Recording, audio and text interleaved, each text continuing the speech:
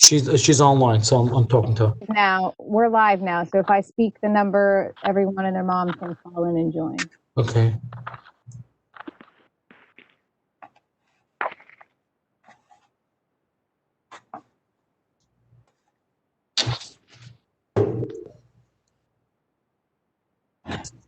Ali, you want to text it to me or you want to call him?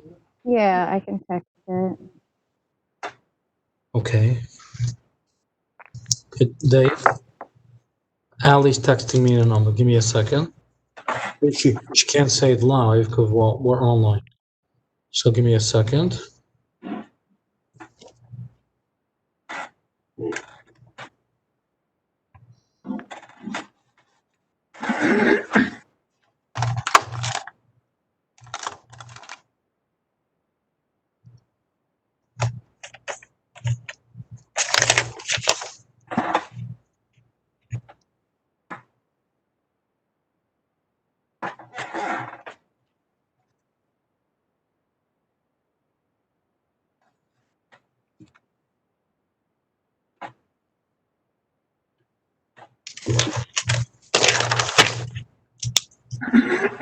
Did you get it, Yakil?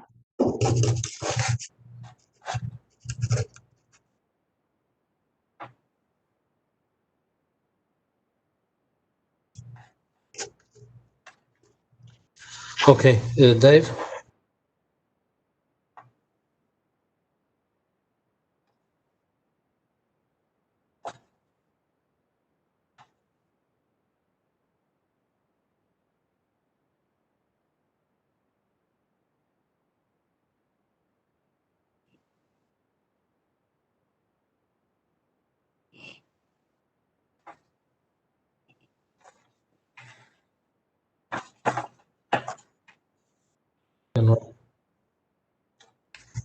Hello? Hello. What was that? Scott Kennel's on. Oh, hi, Okay, Scott. good. You made it. So, Scott, if you need, you have your video still. So you're good. You have your Yes. video and an audio in. Okay. Hey, Al, do we have any members coming tonight? Levy says he can't join either. I don't know what the problem is. Levy told me he's coming tonight. I know. He just texted me and said he can't join. Chaim Sable told me he will come. Okay, I'm here. Jackie Myers Hi, here. Dave. Hi, Dave. Hi, sorry about that. No No problem. problem. No, my fault, thank you. Okay. Oh, Jackie Myers here. I'm here. Dave. Oh, Bruce is supposed to come on also. Yeah.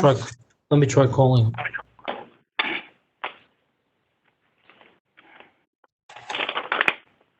So the call-in is only Dave right now? Yeah. Oh, and Scott Kennel is the other call-in, right? Right. And Okay. Chaim Stable is there as well. Okay, Chaim, hi, how are you? Thanks for coming by. Okay, so where are we holding, Ali? We have 4? Haim, Dave, Yakil, Jake. Levy's So- trying to log in, and Bruce is supposed to be here. Okay, we'll wait. We'll try to call him.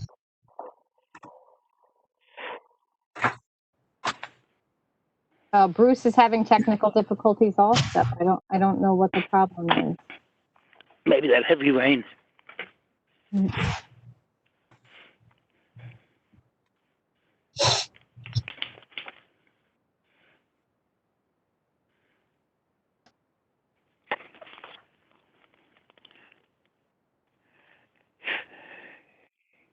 Hello, I'm sorry, can everybody hear me?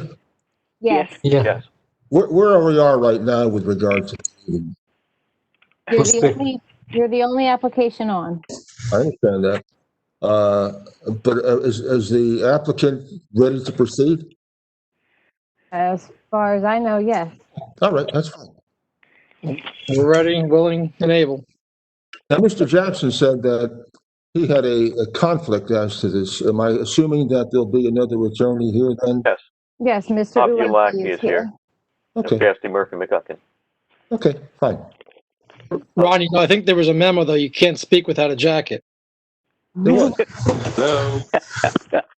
Hello? Yeah, who's Bruce is that? here with technical difficulties. Hi, Bruce. It's not just you. Levy's having trouble as well. What's that? Yeah, Allie, I'm on. I had to open it in my browser. It wasn't working in the app. Okay. That's exactly my problem. It was like super slow. Okay. So we have now, Ally, we have 5 people, right? We have more. Yes, we have Okay. more. Is Mr. Clark? Okay, Mr. Jackson, do you have your flag? Chairman, Yes. it's Chaim Sable. Do we have 6 people in the quorum? 'Cause I'm not sure how long I'll be able to stay. Okay, I think right now, Ally, we have 6, right? Let's confirm it. Yes, we have 6. Okay. Okay, thank you. Okay, Mr. Jackson, do you have the flag? He doesn't hear me. Mr. Jackson? Yeah, I think we should turn it back on. What do you think? Mr. Yeah, I'll have to do that. Allie, it's me. Can you hear me? Yes. Now I hear you. You have the flag? My didn't work. I did this with my iPhone. Is everyone else having trouble? Yes.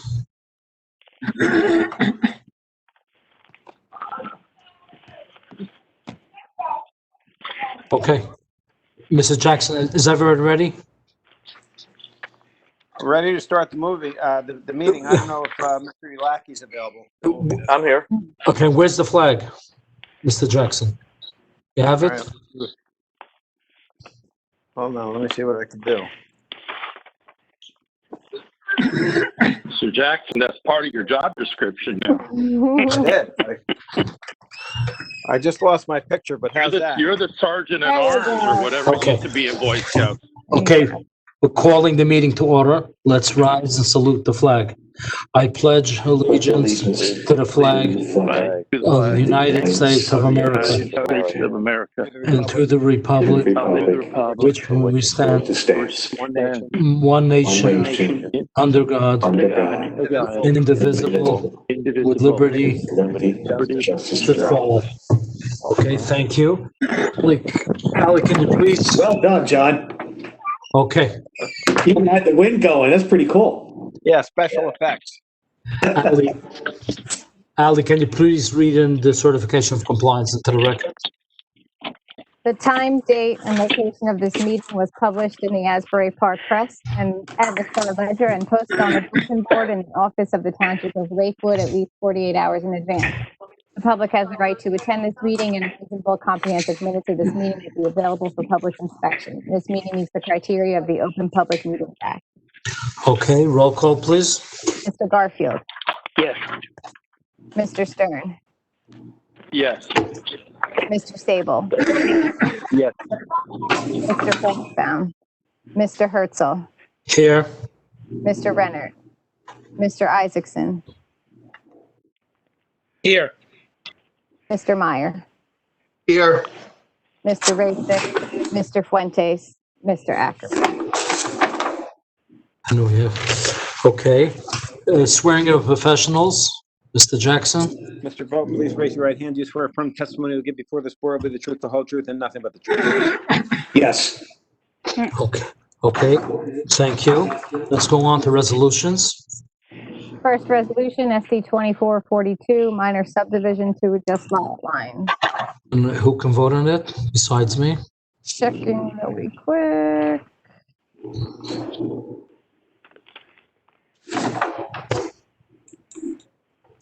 Dave, Bruce, Heim, Yukil, and Levy. Okay, I would ask for a motion on number 1.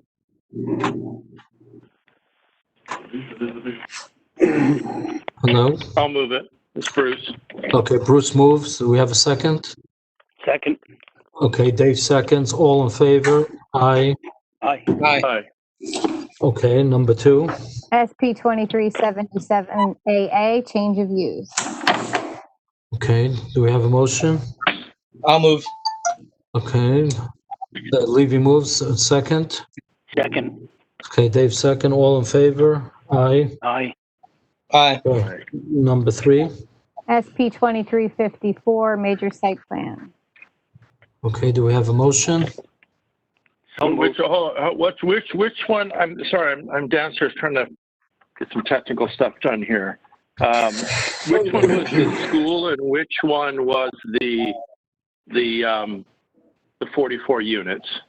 I don't have my thing in front of me. We just the school, and I and approved it, and now I just announced the addition.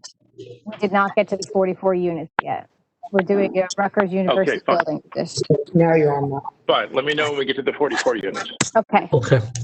So number 3, Rutgers, do we have a motion on number 3? I'll move. Moved.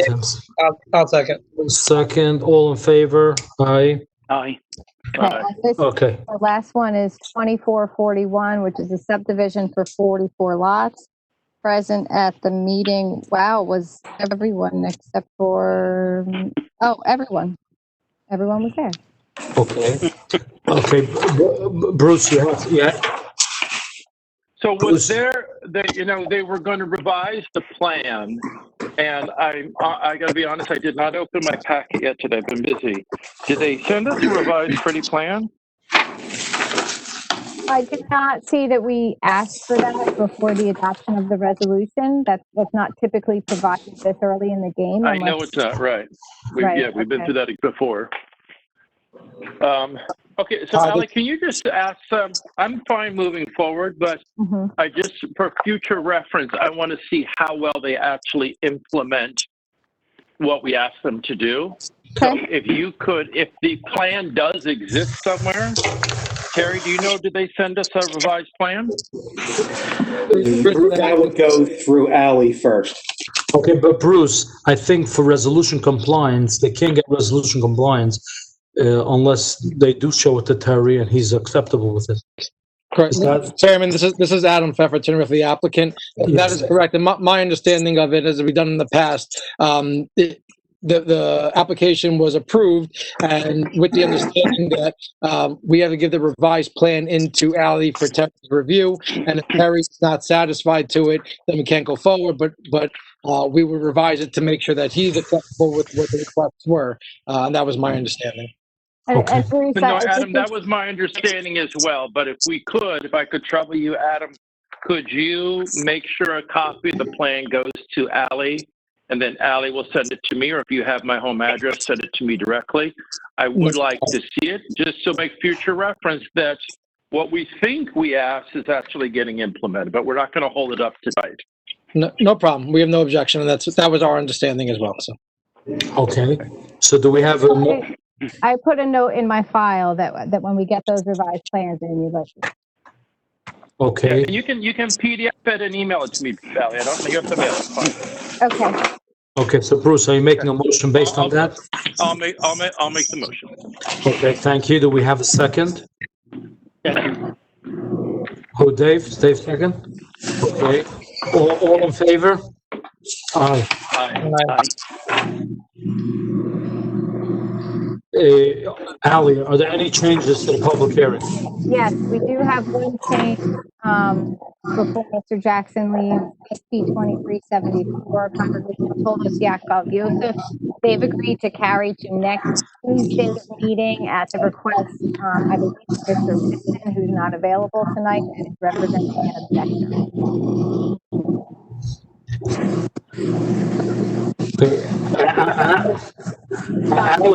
Yes. Do you hear a lot of feedback? There's a lot of noise in the background, right? Yes, I hear it too. I got it. There you go. Yeah, who? Oh, boy. It was John's. I'm not sure why though. Wow. So with the board's consent, I would recommend that we carry 374 to next Tuesday's meeting. No further notice. Okay. Mr. Jackson, can you make the announcement? Yes, members of the public, be advised, number 2 on tonight's calendar, SP 2374, Congregation Tolos Yaakov Yosef, has been adjourned and will be heard on August 18, 2020, 6 o'clock under this format. You can check with the Lakewood Township Planning Board website for information on how to log on. There will be no further notices. Okay. Thank you. Okay, on to the public hearing. We have one item tonight for consideration. It's SP 2109A made by RD Lakewood LLC. This is an amended preliminary and final major site plan. There was previously approval by the board under SP 2109 for a hotel and a bank at the site. They are now back with an amended application for just the hotel. Note that Mr. Jackson's office has a conflict with this applicant, and as such, he is stepping down. Mr. Ulaki is here, who's with the firm that typically represents the zoning board, and he will be filling in on this application. Yes, thank you. With that, the record will reflect that I'm stepping down virtually from the dais. I will log out, and if anybody needs me for anything, give me a call. I leave the board in Mr. Ulaki's capable hands. Have a good evening. Okay, thank Good you. evening. Hello, you, Josh. hello. Stay If I healthy. just confirm, I believe the conflict is with the objector, not with the applicant. I just wanted to clarify that for the record. Absolutely, thank you. Okay. Ali, is everybody, we still, okay, now it's better. Can we just clarify one thing? Okay. This is- I would just like everybody, please identify yourself, Okay, because it's on the record and we can't see everybody. this is Ron Gazarovski. Okay. I did speak to Mr. Jackson earlier this afternoon, and evidently, Mr. Jackson at some time in the past has in fact represented Carrie Tafel, who was a principal of the entity that's objected. Neither I nor Mr. Tafel have any objection to Mr. Jackson sitting in on this. However, he feels that in order to be sure there's not a problem, he has voluntarily chosen to step down. But I'm not questioning Mr. Jackson's integrity with regard to this. Okay, thank you. Excuse me, Mr. Chairman, I just logged back in. I heard Mr. Pfeffer say something just as I... Mr. Gazarovski said it. Okay, yeah, I had previously represented the objector, and that's why I'm stepping down. I don't represent him currently on anything, but out of an abundance of caution, I'll be stepping down. So I just want... Okay. Thank you. Thank you very much. Okay. Okay, on to Terry, if you're there. Would you please go through the report?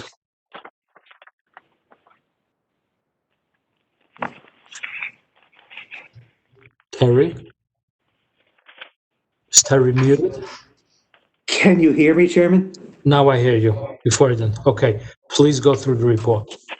Okay, I'm reading from our March 11th, 2020 review. Ali has a copy on the screen. I'm going to start on page 2 under project description. First paragraph, the applicant seeking an amended preliminary and final major site plan to construct a 5-story, approximately 20,285 square foot hotel on lot 2.02. The previous approval, SP 2109, included a 5-story hotel and a bank. The amended site plan, which is what the board is looking at tonight, slightly reduces the footprint of the proposed hotel and has removed the bank in lieu of additional proposed parking spaces. Just want to get that on the record. Going to page 3, under Roman numeral 1, submission waivers. They include A2 sheet size, B2 topo within 200 feet, B4 contours within 200 feet, B10 man-made features within 200 feet, EIS, and tree protection management. We support the waivers for reasons stipulated in the letter. Okay, so we have a motion to go along with the engineer's recommendation for the waivers. Move. Who moved? Jackie? Yes. Okay, do we have a second? Second. Dave, second. Okay, all in favor to grant the waivers? Aye. Aye. Okay, thank you. Terry, continue with the report, please.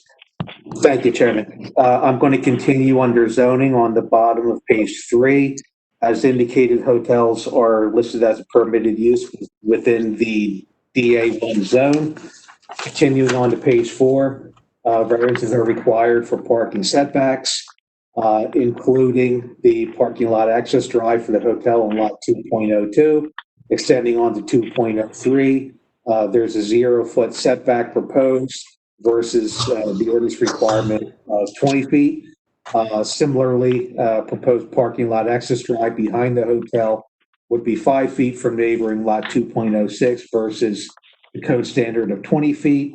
The board will have to act on those variances, as well as variance relief as identified for the sign area variance. Continuing on to Roman numeral 3, design waivers. It appears a design waiver is required from curb proposed along the Pine Street frontage. Comment 2, a design waiver is required for the driveway width exceeding the maximum code allotment of 30 feet. And finally, a design waiver is required for not proposing buffers along the side and the rear property lines. I believe that's all the relief, Chairman. Okay, thank you very much. Adam, are you the attorney on this application? Yes, I am, Mr. Chairman. Okay. Good evening. Adam Pfeffer, attorney on behalf of the applicant. I'm not sure how many of you members were around when we came before the board several years ago for a very similar application, which was approved. As indicated, there have been some changes. What had happened since then was the original application, which was approved for a hotel and a bank pad site. An appeal was filed. We ended up going to Ocean County Toms River Superior Court. Judge Ford affirmed the decision. Eventually went back up to the appellate division, and the appellate division overturned the approval. Now, they did not overturn the approval based upon the actual hotel use. The issue was that our notice did not indicate that there is a liquor license, or that there may be a liquor license associated with this hotel. As is law, any hotel with 100 or more rooms has the right to ask for a liquor license. The appellate division thought that, and there's one other case similar to this, where the notice did not put the public on notice that a liquor license would be possibly at this site. And they felt that at that point, the application was deficient for notice purposes. Since that time, the land use requirement in Lakewood Township for this site has changed, the parking requirements. I believe it was updated during the master plan, and at that point, there's more parking now required for basically the same footprint of the hotel. This hotel basically has not really changed, but for a few small modifications from that original application, and we'll get through all that shortly. But as far as the actual application and what you're seeing and what was previously approved, really was not an issue of the actual use, but was on a technicality. We have taken out the bank pad site to allow for more parking, which we now meet. We meet or exceed, and I'll have Brian testify to that, the parking requirements for the site. Additionally, since then, there have been a lot of questions about certain site features, which have now all been built out and are now existing. If at this time, I could ask Mr. Flannery to be sworn in. Brian, after you're sworn in, I would just ask that you mark the exhibits, and then you could start off with just the design waivers that we're seeking. Thank you. Mr. Chairman, this is Ron Gazarovski. Yes. May I make a comment, please? Yes. Okay. What I want to be clear on the record is that my client has no opposition to this property being utilized as a hotel or the hotel with the liquor license. So we are not objecting to that use at all. What we are going to comment upon and discuss are the various variances and waivers that the applicant is seeking concerning setbacks as well as buffering and the like to adjacent properties. So I want to just clarify and clear the air with regard to that issue. Okay, thank you. And yeah, the attorney, Mr. Yes, this is Bob Ulaki. Mr. Flannery, if you could raise your right hand. You swear or affirm that the testimony you're about to give will be the truth, the whole truth, and nothing but the truth. I do. Brian Flannery, Jackson, New Jersey, licensed professional engineer and professional planner. I'm assuming under the circumstances, the board will accept my credentials? Yes, we'll accept you. Thank you. Okay. So this application, as Terry has indicated when he read the description, is for a a 5-story hotel with 138 rooms and 193 parking spaces. The design waivers that we're asking for that Terry read, the first design waiver is from providing curving along Pine Street frontages on lot 2.03. As indicated in this submission, this is for 2 lots, 2.02 and 2.03. The property that's being developed as the hotel is on 2.02. The regional stormwater basin is on 2.03. If I could have, I'll mark the exhibits which were submitted and are available online. A1 would be an aerial exhibit which shows the site. It's indicated as point in question, and in red it shows both of the lots. We're on Pine Street, right at the intersection. You can see the Blue Claws Stadium, and you can see the other properties that are developing in this redevelopment area. We only have 2 adjoining properties. One is the regional stormwater basin, which is actually part of this application, and it's already constructed. The other neighbor would be to the north, which is an existing office building, which, as you can see from A1, is currently, the site is partially developed. Brian, where is the objector?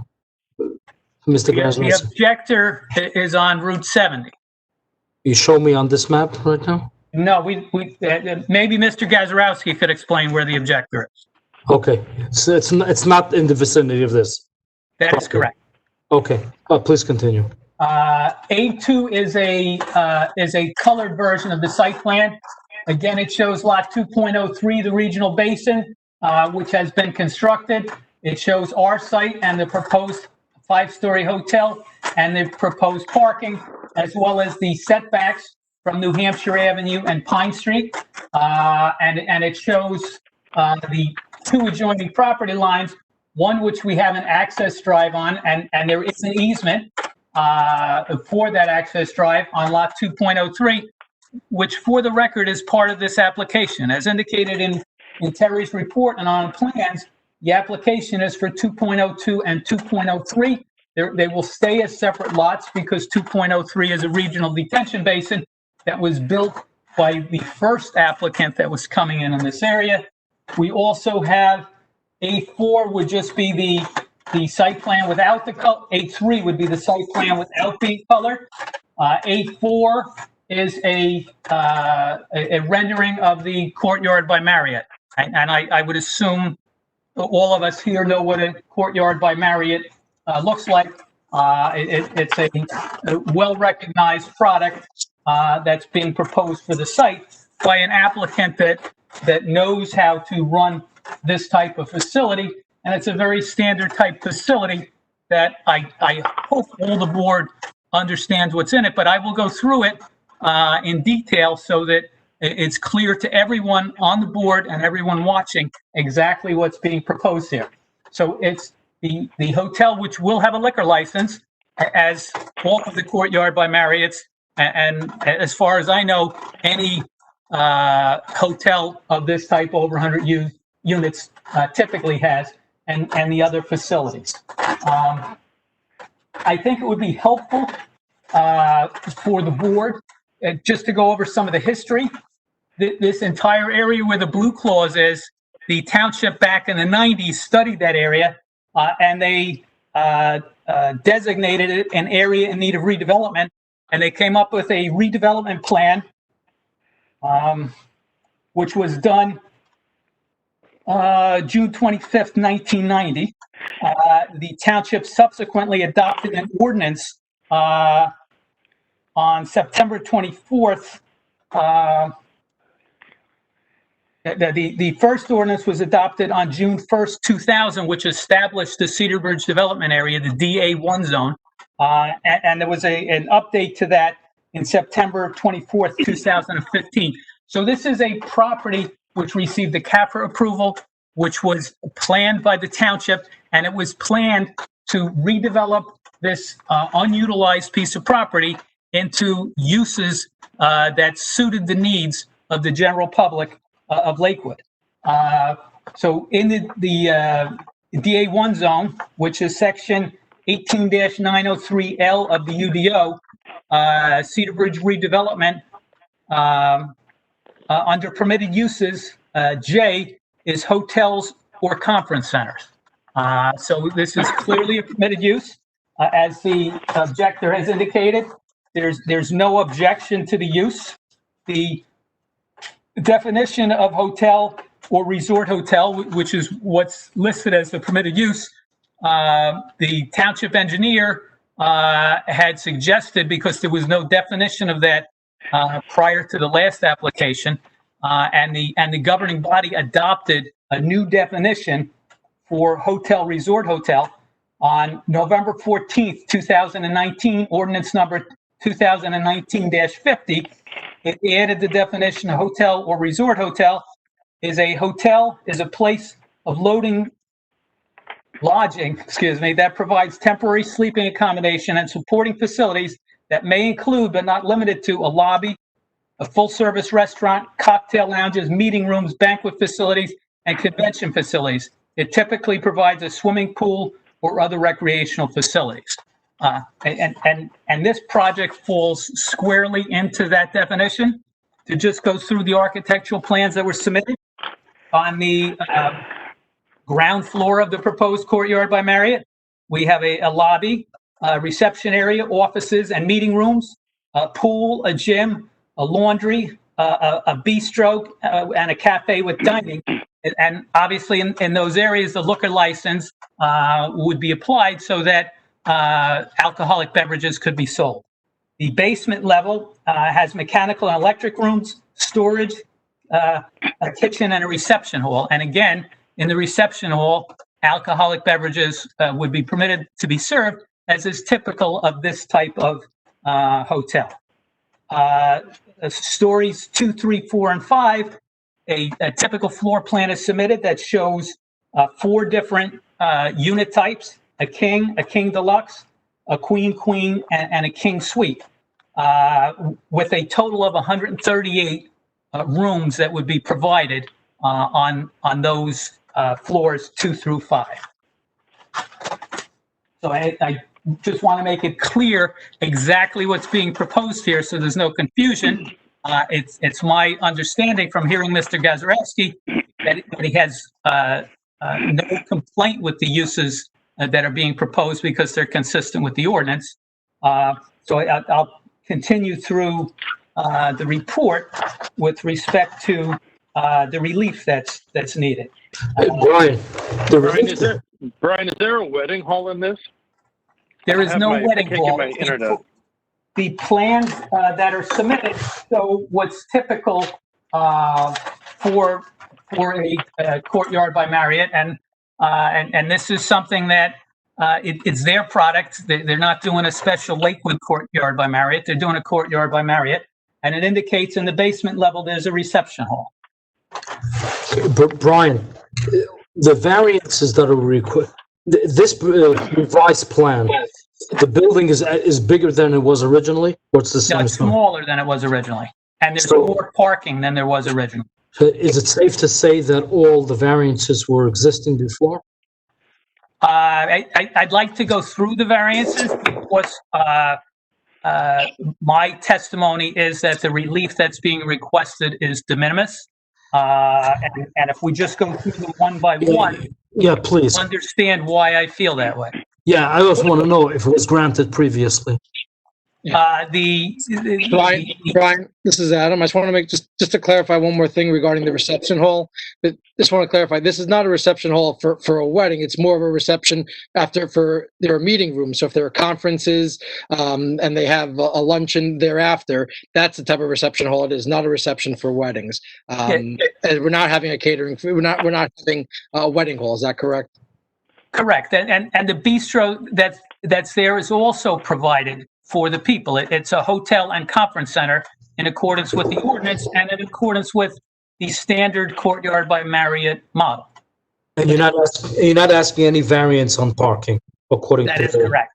Okay. We exceed the parking substantially. Okay, so please go through the report. Okay, so on page 3, as Terry indicated, zoning comment 1 indicates that it is a permitted use. Under 2, he indicates that a variance are required for parking setbacks. And 2A indicates that the parking lot access drive for the hotel on lot 2.2 extends onto lot 2.03. As I indicated earlier, this application is for 2.02 and 2.03. So we're not violating a setback to a neighbor. We're in an easement that was envisioned by the governing body, in an easement that was envisioned by the CAFRA permit and when the regional basin was concluded. And additionally, the ordinance says that parking must be 20 feet away. It says nothing about access aisles. So the access aisle being on lot 2.02, it's my opinion that that's not a variance. So my opinion is we don't need a variance for 2A, but in an abundance of caution, I will go through the proofs because the relief that's needed would be a C2 variance where the benefits have to substantially outweigh the detriment. And I will go through that because it's my opinion there's no detriment. And the benefits is you properly utilize the site to provide the type of use that the governing body envisioned. Brian? Yes. Brian? Mr. Stern. Who owns 2.03? I believe it's the township. You're not, Brian, you're not consolidating the lots, right? We are not consolidating the lots. Okay, so Mr. Stern, go back. I want to follow up on that, Chairman, if I could. Yeah, Terry. You raise an excellent point. If the lots were consolidated, this would be one property and there'd be no variance, period, as far as the setback goes. The reason that the variance exists in our interpretation is that that basin lot is going to stand alone as a separately owned township lot. Is that correct, Brian? That is correct. I checked the map to confirm that is owned by the township. The township has signed off on this application and it will remain. So as I indicated, in an abundance of caution, I'm going to give you justification for that. But Okay, just one second. my testimony that this is part of the application. It's Mr. Stern, Mr. Stern, are you satisfied? So, Brian, no, but let me just, Okay. I'm going to finish the train of Okay, thought. I'm sorry, because Terry. I'm looking at, Brian, I'm looking at this map. So we've established that 2.03 is owned by the township. correct. Unless I'm reading this wrong, your road is not just infringing on an easement, it's on 2.03, correct? It is on 2.03 in an easement that was granted by the township of Lakewood, the owner of the property, for this application. No, so this is really important. The township granted you an easement, so the owner of the property is in a sense waiving. I don't see how this is a problem. If the owner of the property granted an easement, they're the party in interest. That's exactly where I was going to go when I got to the justification for the variance. Okay, Excuse me, Chairman. yeah, Terry. If I could, I agree with Bruce's rationale. However, technically, it's still a variance. We're simply asking that the applicant make the proofs, that's all. Okay, no problem. Okay, thank you. Okay, Brian, you want to continue? Everybody, please mute yourself because there's a lot of noise behind. Whoever's not speaking, thank you. Item 2B on page 4 indicates a proposed access drive for the hotel would only be 5 feet from neighboring lot 2.06. And neighboring lot 2.06 is the site that was under development, a commercial site. Again, the access drive is 5 feet from the property. The ordinance clearly says no parking within 20 feet. It doesn't say no access drives within 20 feet. So again, we're in a situation where it's an access drive, it's not parking. I have to point out that there are a couple of spaces within that 20 feet. And for those, we clearly need the variance. And I will give the proofs for that. Again, I think it's a de minimis variance because the neighbor has parking, we have parking. there's no reason to buffer the two sites. And we could comply with that provision of the ordinance by knocking off those couple of parking spaces. But my professional opinion is that to eliminate the couple of parking spaces that are within 20 feet of a property line where they're creating no adverse impact on anybody would be a mistake. The benefits of having additional parking, even though we have more parking than we need by the ordinance and more parking than is customarily provided for a facility of this type. A lot of times in Lakewood, an applicant comes in and says, we have more parking than is required by the ordinance, and the board and the neighbors to themselves say, well, it's more than needed by the ordinance, but you need more than what the ordinance specifies. In this particular case, we've provided, similar to other applications, the ordinance in section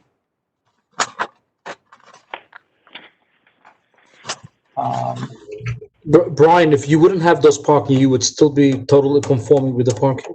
That is correct. Okay. We need 153 spaces. We provided 193, so we're well in excess of the parking requirement. Even if you get rid of these few parking spaces? Yes. And if the board feels that differently than I do, that they'd like to knock out a few parking spaces, we'll knock out as many as you want, because we don't feel we need them. We feel we've provided more than is required, but we wanted to make sure everybody was comfortable with the parking. Yeah, and Brian, my personal opinion is I'd rather give you the variance and keep the extra parking. I've done a lot of applications in Lakewood, and I have seen that the board, if a relief for buffering that's not essential or doesn't provide the buffering in accordance with what makes sense to the board is needed to provide additional parking. You know, it's always been the Lakewood opinion that the additional parking is a benefit. Especially if it's a parking lot on both sides. Yeah, Terry. Yeah, I just want to put on the record, we don't have an issue with either variance request because this project has gone to court at least twice, if I understand correctly. In the event it does again, we simply want the record clear. We're simply calling out the variances. And the same relief was required on the prior plan and granted. We've now reduced the size of the building and increased the parking. The biggest increase to the parking comes because we removed the bank site that was there and replaced it with additional parking. So we have a site now that complies. In my opinion, it's a virtually by right application. The additional variance that we need, which again, in my opinion, is de minimis relief, is with respect to the sign. We have a standard Courtyard by Marriott sign that's 84 square feet. The ordinance only allows 75 square feet.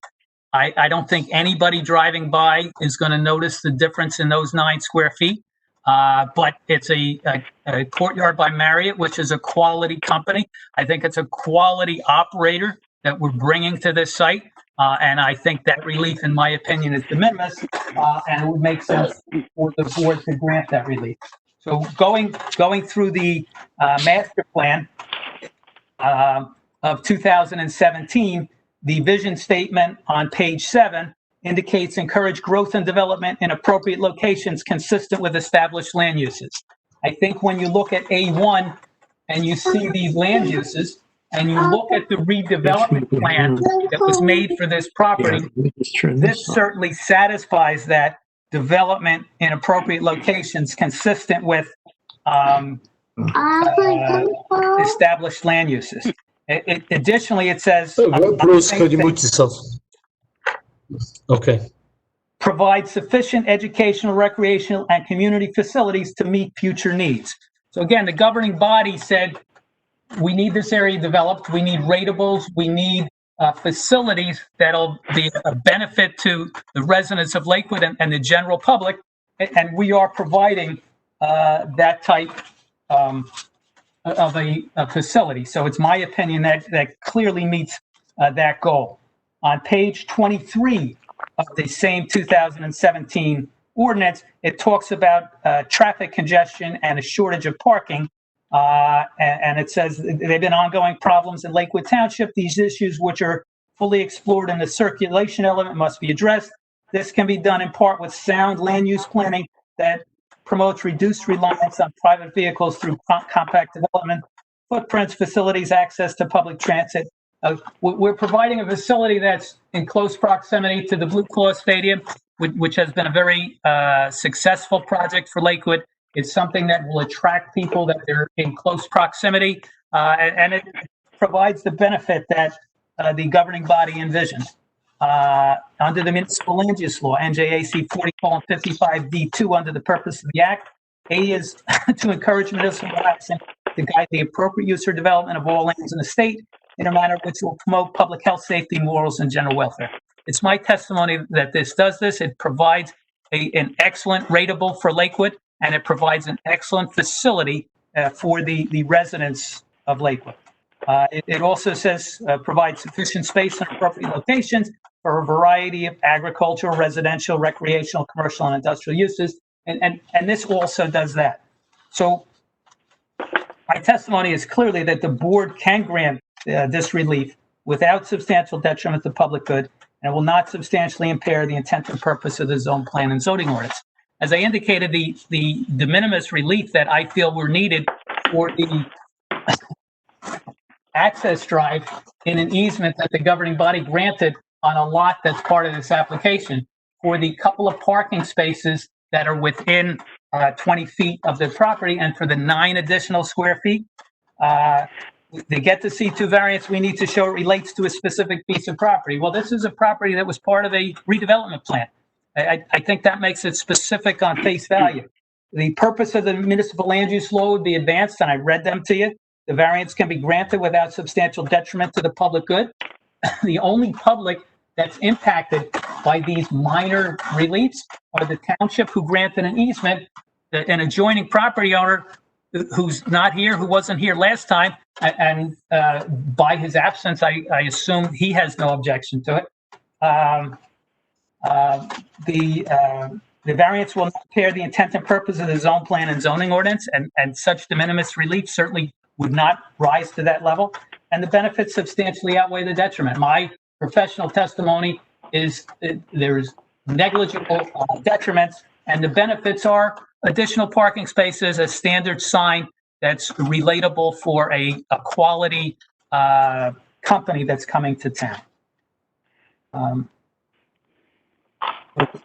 Continuing back in Terry's report. Brian, if you in the report, if you could address the design waivers, I'm not sure if we addressed them before Yes. previously. Thank you. Okay, so the design waivers are on page 4. Design waiver 1, the design waiver for proposing curb along Pine Street frontage on lot 2.03. Again, lot 2.03 is the township lot. It's a regional basin. We received a CAFRA approval. If the board is not familiar with it, let me explain to you. CAFRA is not curb friendly. CAFRA likes water to run over land. CAFRA likes vegetal infiltration and that type of arrangement. So my testimony is that we're curbing our property in accordance with the ordinance. We're requesting the relief from this because a higher government authority said, don't put the curb there, let the water run right in. So we don't put it into a pipe and then direct it in with velocity, just let it run in. So that's the purpose that we're asking for that design waiver, based on the prior CAFRA approval for this whole area that was done for the redevelopment area. A design waiver is proposed for a driveway width. This driveway is bigger than 30 feet. If it was 30 feet, it would be hazardous. A bigger driveway is better. Every time I have to justify providing a better driveway and getting a waiver for it, it occurs to me that somebody should change the ordinance with respect to that, to put in criteria where bigger than 30 is better. But in this particular case, what we propose is better than what the ordinance says, and it's my testimony that relief should be granted also. And item 3 is from proposing buffers along the side and rear property lines. Again, the side property line is to the township. If we look at this as an application that has 2 lots, and there are applications that people come in with 2 lots, that are going to be different uses, which is what this is. The 2.03 is going to remain as a basin. 2.02 is going to be, they don't need a buffer between each other. When we look to the north, the property to the north, it's a parking lot. You can see that on A1. So we would buffer our parking lot from their parking lot. It makes no sense.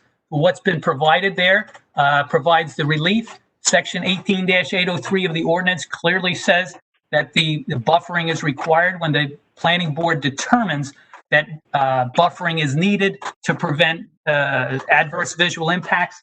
There's no adverse visual impacts here. Brian? Providing additional buffering there would only limit parking. So it could be done. We'd have to lose parking. And again, we're providing 193, where 153 are required. Those Right. additional parking spaces are a benefit that clearly justify any of the relief that we're asking for. Ryan, through the chair. Yeah. Does lot 2.03 need the access road for anything? I'm just curious if it serves both lots or there's no vehicle access needed to that lot at all. It would provide access if there's maintenance that needs to be done. Do they need it? No, they don't need it. They have frontage all along Pine Street. My personal opinion is you're better off not parking on Pine Street. They also have access from both of the two adjoining lots to the north. So it's not something that's needed. It's something that's beneficial to lot 2.03. Clearly, the governing body felt that way when they signed an easement allowing it. The easement stays forever? Yeah. Yes. Yes. Can be retracted, right? Correct. Okay. Unless both parties agree. Correct. Okay. So then going through the other comments, and usually I go through these rather quickly. I'm tempted to do that because the objector has indicated that his objection is to the relief, but just anticipating it may go to court, I think I'd like to touch on all the comments that need any clarification. On page 5, it indicates a circulation has been provided for review.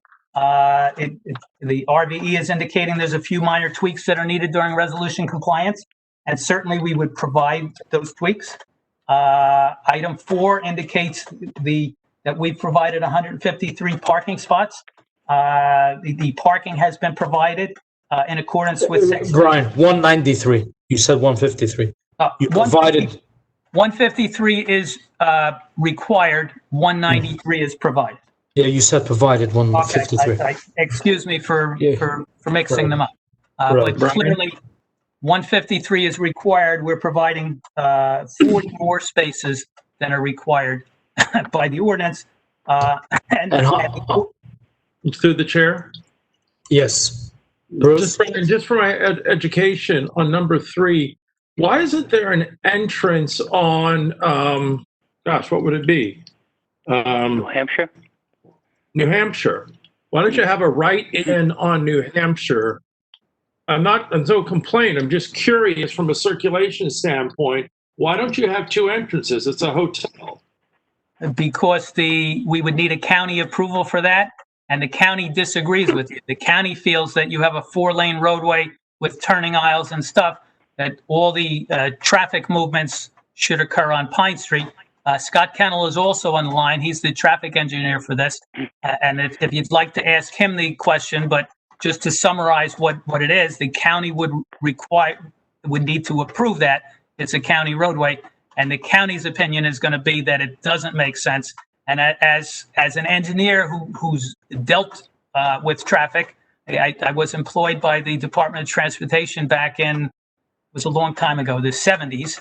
I would agree also that if you can have your movements work safely on the minor road, it's better than mixing something up on the major roadway. You don't want to have backup on New Hampshire. I got it. Thank you. Or we are in Lakewood. So people going out when they're not supposed to, it's better to have all those turning movements occur on Pine Street. It's a major highway in New Hampshire. It's dangerous. I agree. You got it. Okay.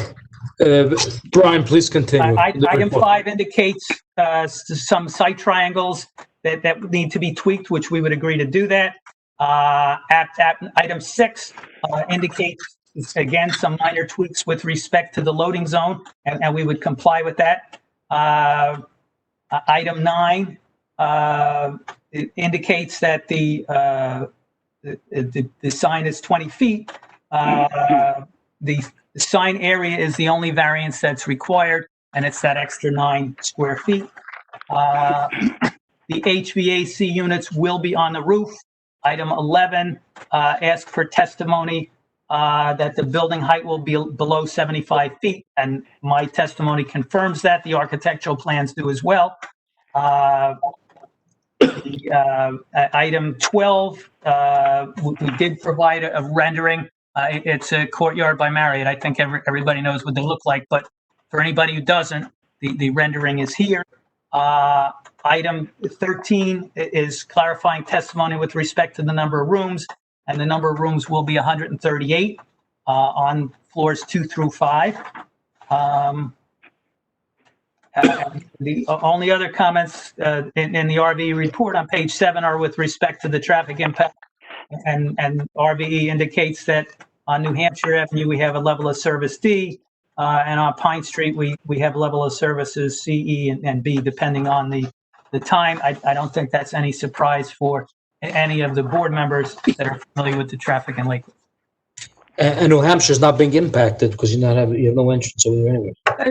It's impacted to an extent that this will generate traffic, but we need a county approval for that, and it's a permitted use, and we will make the improvements needed to accommodate the impact of the traffic.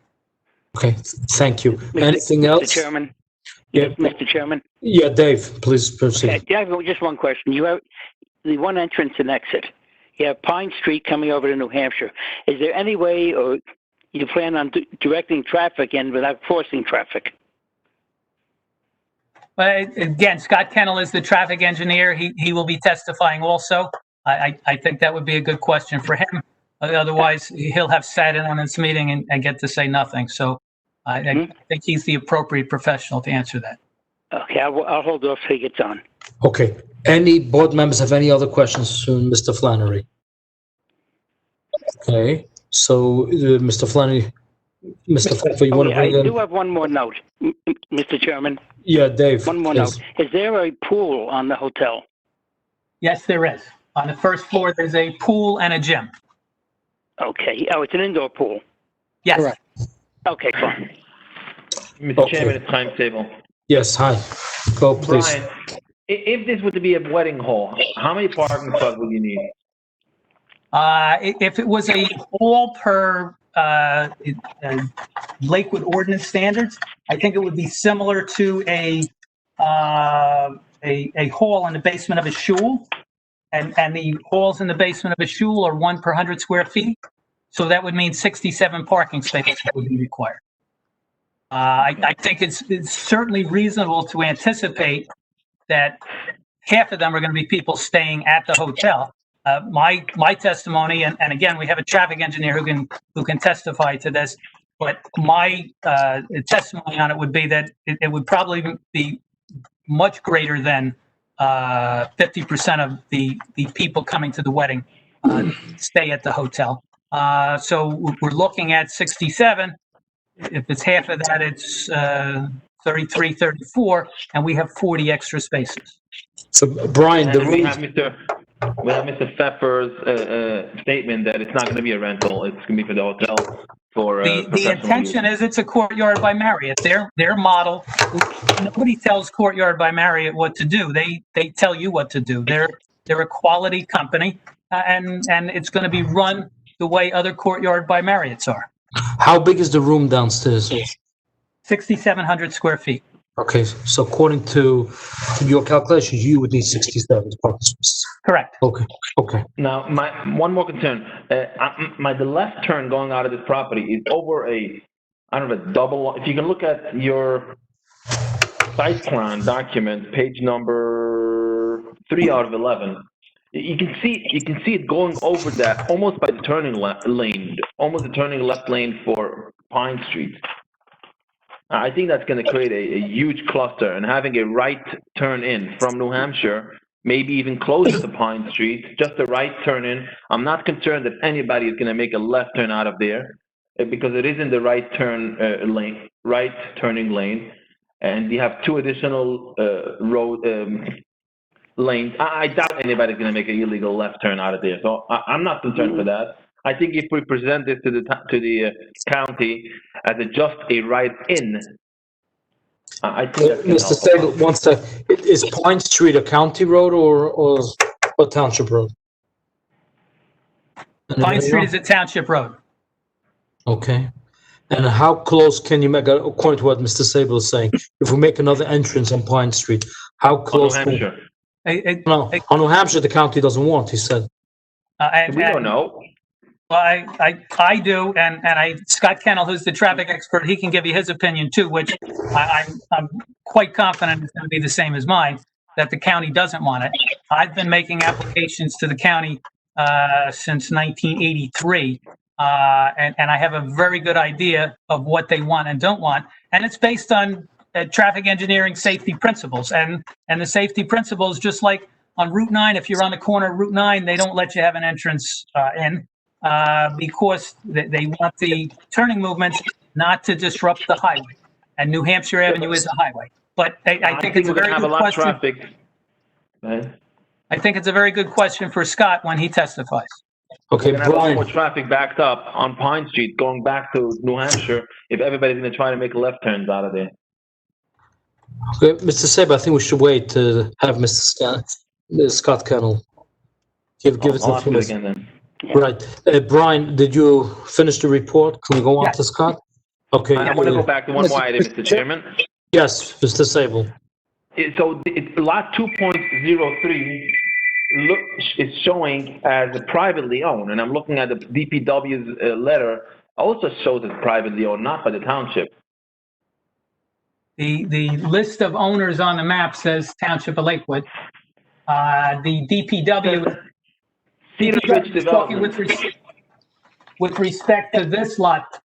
Certainly the garbage and the maintenance of this building is the responsibility of the property owner. No, I'm talking about in general, the ownership of 2.03. On the notes that I have, it says 2.03 Cedar Bridge Development LLC. It's not a township, unless I have a wrong map. I have the map that you gave us. Oh, dated 2015. Maybe that's been changed since then. Yeah, we have the certified list that was provided for the map and the certified list of the Township of Lakewood. Brian, the easement was submitted to part of this application? Yes, it was. Okay, so Aldo, you have the easement, right? I don't generally review those documents, so I don't know. So the attorney has that? I think it would be the right thing to see a letter from the current owner.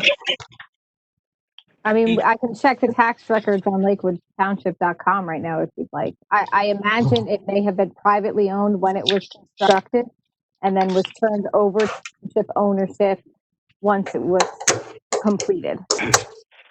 Okay, the attorney, Mr. Bob Oakley, do you know did you see the easement? Is it current? No, Mr. Pfeffer might have more information on it. Okay, Mr. Pfeffer, are you there? I'm here. I'm going to pull up a copy of the easement for you. I will get that, and I'll get back to everybody in a minute. But if I can at this time, while we're looking for that information, just confirming everything, does Mr. Gazarovski have any questions of Mr. Flannery before he finishes up his testimony? The timetable's not done yet, if you don't mind. Okay. No problem. I apologize. I thought it was just the one thing to clarify. Yeah. Mr. Sable, continue. There is no sidewalk leading from the street to the building whatsoever. And there's barely any sidewalk inside of the property to ensure the safety pedestrian walk. I think there's going to be a lot of people walking to this property, either from the stadium, or people staying Shabbotim and Yom Tovim in this building in the hotel. I think that the right thing is to have some sidewalk so they can walk safely.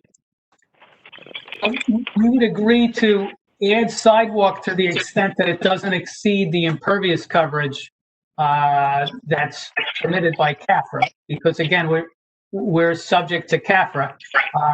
If it exceeds the impervious coverage, the only way we would get additional impervious coverage would be by eliminating parking spaces.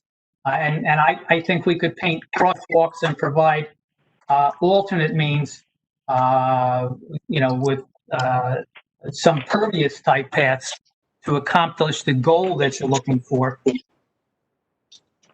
Yeah. So if that's a condition of the approval, we could certainly work that out during the resolution compliance with the board engineer to accomplish. Can we work it out now? Can we look at it now?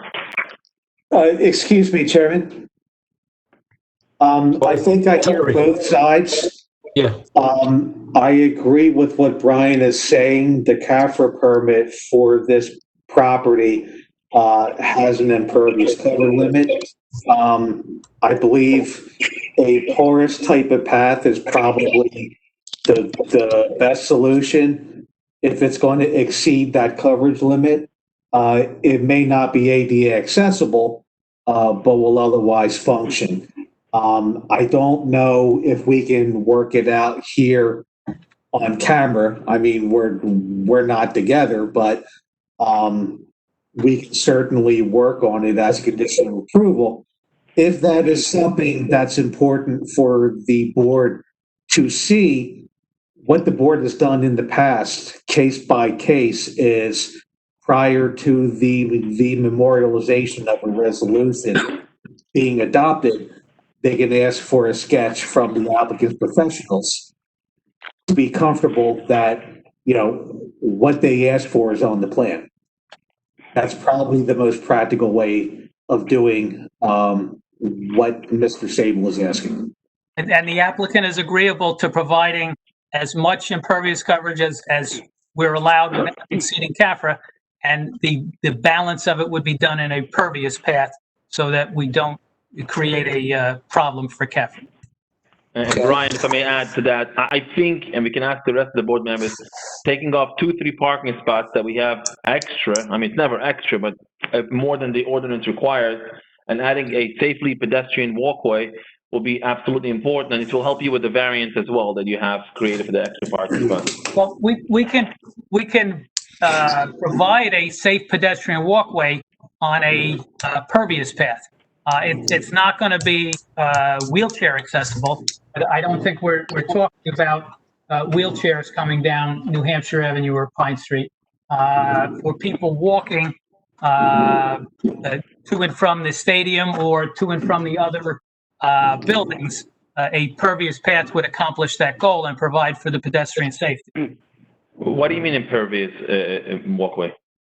Like gravel? It would be a porous pavement or gravel or something of that nature. Yeah, I think we need a nice concrete sidewalk. You never know who's going to be there, who's going to be a guest. And the handicapped people deserve a safely. But Brian, what Mr. Sable is saying, how many parking spaces would you lose if we do the side walkway inside? Well, my opinion is that the perfect place for the walkway would be in the bump out. On the west side of the parking lot. Yeah, one side of the parking lot. The entrance coming from Pine Street, leading to the building across the driveway, maybe even across the island, which will help you because you need extra.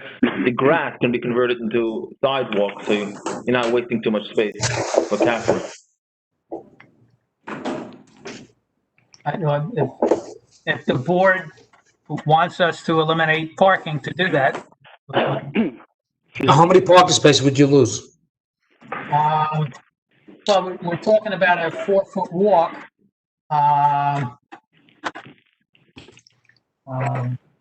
Yeah, Brian, don't get me wrong. I think extra parking is very important, but a walkway for people walking is also very important. We have to weigh which one is more safer. Chairman, Each parking space is 162 square feet. So what Brian is calculating roughly, if he assumes a 4-foot wide sidewalk, Yes, I 7 don't parking, know what the length is, Brian. Is that about 200 feet or so? 280 feet, so it'd be 7 parking spaces. Okay. yeah, Mr. Chairman, Yeah, Dave. point of information. Lot number 2.02 is owned by Lakewood LLC. 2.03 is owned by Cedar Bridge Development. I wonder if the sidewalk could be worked out with them without interrupting the parking spots. The problem with interrupting the parking spots is not a matter of fitting it, it's a matter of impervious coverage. Yeah, so- And I don't know how much slack we have in the impervious coverage. Mhm. I'd be willing to bet that it's very little, because Okay. somebody paying for the property is going to pay a lot of money. So again, by losing 7 parking spaces, we could have a sidewalk that goes all the way there. Okay. The board feels that's important, and they approve it subject to providing the sidewalk with a maximum of 7 parking spaces to be eliminated. We can accommodate. Okay. Please proceed. Mr. Chairman, Yeah, Jakey? yeah, I don't see how losing 7 parking spaces is. I mean, I've been to plenty of parking lots. I have never seen in middle of a hotel, in a hotel, like in middle of the parking lot sidewalk. I think the parking It's not in space the middle. is more important. It's in the side. And you've also not seen a hotel in the middle of Lakewood as well. So this is unique. Okay, we'll see that when we get to the motion. We're only talking, that's why I asked Brian, we're only talking about 7 parking spaces. Even if he goes down 7, he has still 184, I think, or 185. He's still well in excess of what the ordinance is requiring. So I think it's up to the board to weigh what's more important, the sidewalk, the walkway, or the extra parking. Okay. Anybody else has any questions for Mr. Flannery? Okay, I think Mr. Pfeffer will bring your traffic engineer up. No, I want to ask Mr. Gazarovski if he has any questions of. Okay, no problem. No problem. Mr. Gazarovski, do you have any questions for Mr. Flannery? Several. Okay. Good evening, Mr. Flannery. Good. Can you put up the site plan once again, please? Can we see I it? think Ali could share that on the screen as well. Right. I'd like it on the screen, please. You need somebody younger than me to do that. Don't look at me. We're not going to be able to find anybody older, but I guess we'll have to find somebody. You don't have a mirror in your house, Ron? Oh, boy. Tough crowd. Mr. Flannery, as you know, I, of course, was involved in the previous application with this matter, and I think you testified at that time as well, did you not? That is correct. Okay. I just have an initial question. You're showing this easement that is proposed between lot 2.03 and lot 2.02, are you not? Correct. And this particular project, at one point in time, a redevelopment project.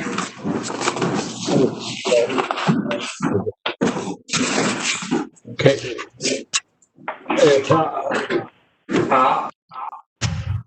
Okay, but Mr. Gazarovski, I didn't hear your question. Could you repeat it again? Okay, fine. There's a through street which is located to the north of the subject property, is there not?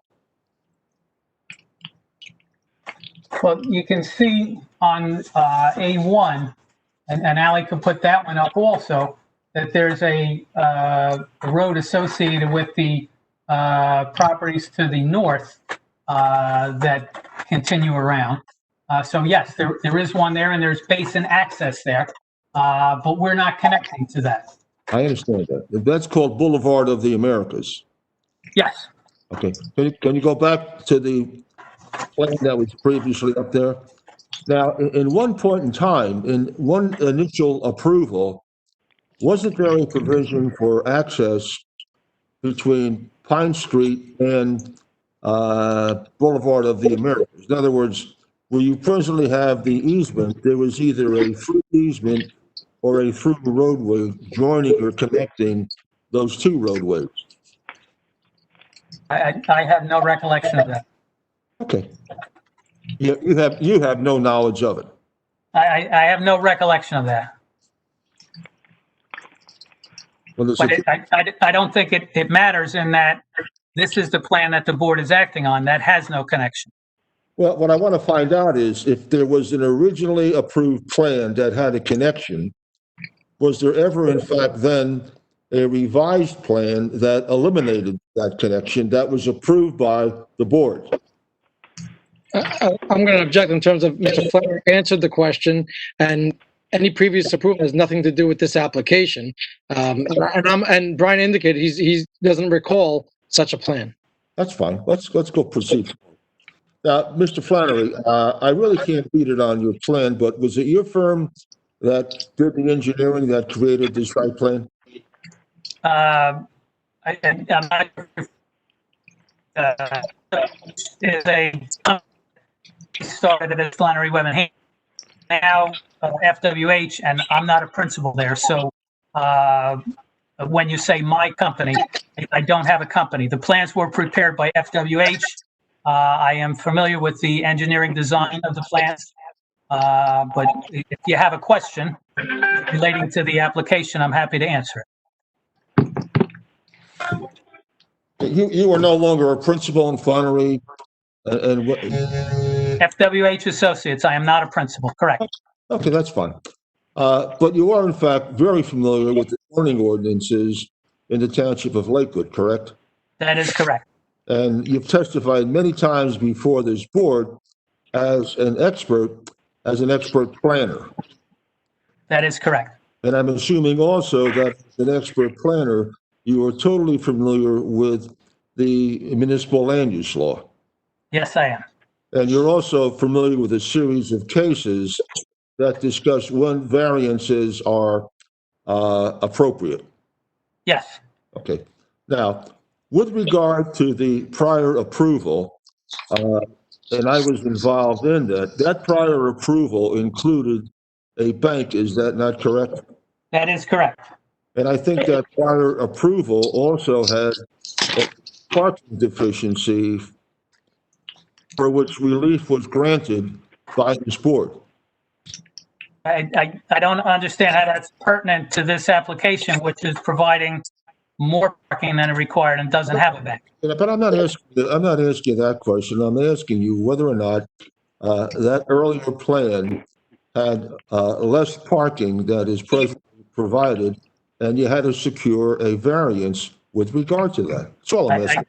I did not study the prior plan before this evening's meeting. Okay. Now, would you agree with me that the reason why you eliminated the bank from this lot was so that you could conform with the existing zoning ordinance and the requirements for this zone? I'm going to object to the question. The application is before you. This plan is the application that's before you. Mr. Flannery testified that we have how the parking calculation was created, and that we far exceed the existing parking. I will also say that as far as the application goes, I did indicate in my beginning statement that the parking ordinance has changed since the original application was approved. Today, we far exceed any parking requirements. I think we should. Why is it relevant what was approved originally?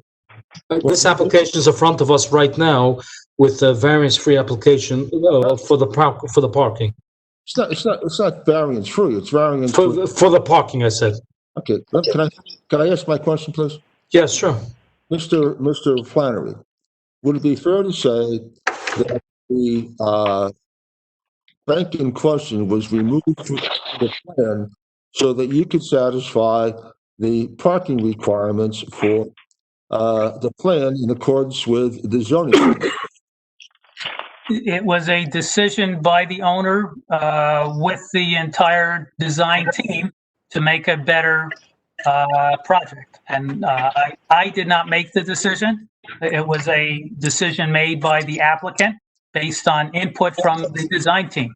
Okay, now, having said that, and assuming there is a design team, the relief you're seeking, one, of course, is which there's a zero lot line setback, and you're seeking where every 20 feet is required. Similarly, you're providing 5 feet, 20 feet is required, and you also want to eliminate all buffers. Now, all of the things you're seeking relief for are in fact requirements of the zoning ordinance. Is that not correct? Yes. Okay. If they weren't requirements of the ordinance, we wouldn't need to seek relief. That's the way it works. Okay. Now, you could in fact reduce the size of the footprint of this hotel and not seek or need any of the relief that you're seeking. Is that not correct? Well, there's many ways that we could amend the application. As I indicated in my testimony, to make it that we don't need any relief with respect to parking would mean the elimination of several parking spaces, which we have parking that exceeds the ordinance standards. And I think I laid out the justification for a C2 variance, that the benefits outweigh the detriments. Okay. Let me ask the question perhaps more simpler so you could understand it. You could in fact reduce the size of this building and not have to seek the relief that you're seeking. Well, we would have to amend the plan to not seek the relief we're seeking. If by simply reducing the size of the building, the parking is still where it is. So the plan needs to be revised. So I appreciate you simplifying that for me, but it's not a simple answer. Well, tell me why it's not simple. If you reduce the size of the building, you reduce the number of parking spaces you need, you tighten the footprint of the building and the parking, and you don't need the variances which you're presently seeking. Well, you just made my point. You went through the whole list of what needs to be done. So what's your point? The point is that you have to redraw the plans? The point is that I testified that we could be completely conforming by eliminating some parking spaces that are excess parking spaces. Your line of questioning seems to imply to me that we're right at the limit, so that in order to reduce parking, we need to reduce the building size. That's not the case. The case is we have 40 extra parking spaces, so we can make revisions to the layout without reducing the size of the building. Okay, so basically what you're saying is you can revise these plans however you do it, not to need or seek any of the variances which are listed. That is correct. Okay, thank you.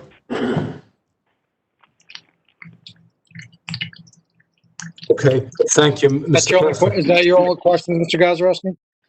That's all the questions I have of Mr. Flannery. And if I can just follow up with a couple of questions to Mr. Flannery? Yes, please. Brian, in your experience, and is it your testimony that to make this application fully compliant, as Mr. Gazarovski is indicating, would be a worse application in that we would be providing less parking and less flow for cars? That is correct. In order to make the revisions as outlined by Mr. Gazarovski, it's my opinion we'd have a less desirable project. Thank you. And again, in your experience, I have no more questions. It's all right. If I can at this time, Mr. Chairman, we're going to call Mr. Kennel. Yeah, Mr. Kennel, are you there? Yes, I am. Okay. If you can swear in Mr. Kennel, Yes. and Scott, if you can also place your credentials on the record. Yes, Mr. Kennel, please raise your right hand. Do you swear or affirm that the testimony you're about to present tonight will be the truth, so help you God? I do.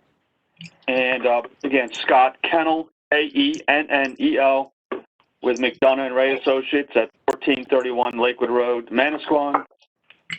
I'm a principal with McDonough and Ray Associates with over 35 years of traffic and transportation planning experience.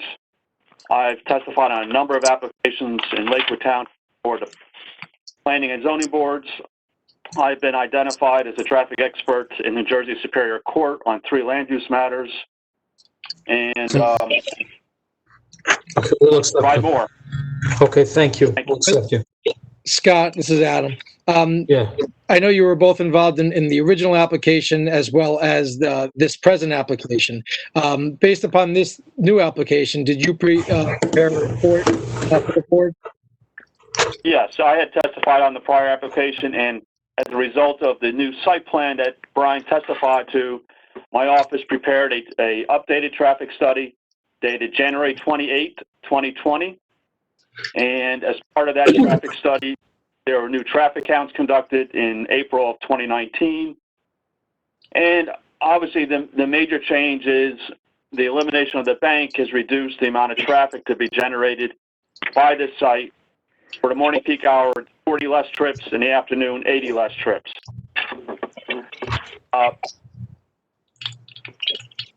Key and important, it ties into some of the questions raised about access of New Hampshire Avenue. Since the last public hearing, and this goes back a couple of years, we've had a number of meetings with Ocean County to discuss this site, access to the site, and more importantly, additional improvements to New Hampshire Avenue to improve the traffic conditions at the Pine Street, New Hampshire Avenue intersection. And as part of that, and it's delineated on the site plan, the applicant will widen New Hampshire Avenue along the site frontage to provide a dedicated right turn lane that would feed into Pine Street. And the importance of that is that when you evaluate future traffic conditions, and again, our traffic report identifies a 2030 build year consistent with the Ocean County protocol, that without this development and based on the existing intersection geometry and 2030 no-build volumes, the intersection would operate a level of service E in the morning and afternoon. With the southbound right turn lane and the traffic that should be generated by the hotel, the intersection level of service improves to a level of service D. D as in dog for both the morning and afternoon peak hours. In my opinion, with the improvements that the county has requested and with this development, we've mitigated the traffic impacts by improving the levels of service at the New Hampshire Avenue intersection.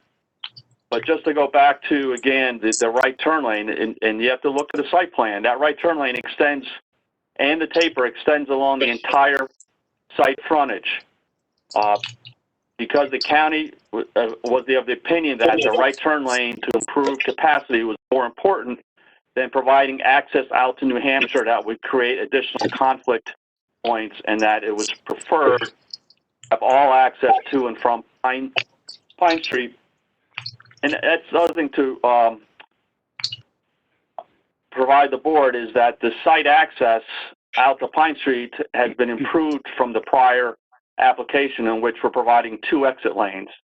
So we have a lane for right turn movements only and second lanes for left turn movements, so that the left turns at times will have some added delay to turn towards New Hampshire Avenue, but then right turn exiting vehicles can bypass them and not be held up on site to provide a better, more efficient access design. I guess the final point is as far as parking. Brian has gone through the parking supply that's being proposed versus required, and as identified in the traffic report submitted in review of parking data by the Institute of Transportation Engineers, they indicate that a hotel such as proposed would have a parking demand of approximately 1 vehicle or 138 vehicles at peak demand. The fact they're providing additional spaces and we have the meeting space in the basement, my opinion is a proper way to design the plan to provide for those times where you need additional parking on site to accommodate the activities. So as far as the parking supply, I support what Brian had testified to, and that's my opinion that layout and supply of parking is appropriate for this application.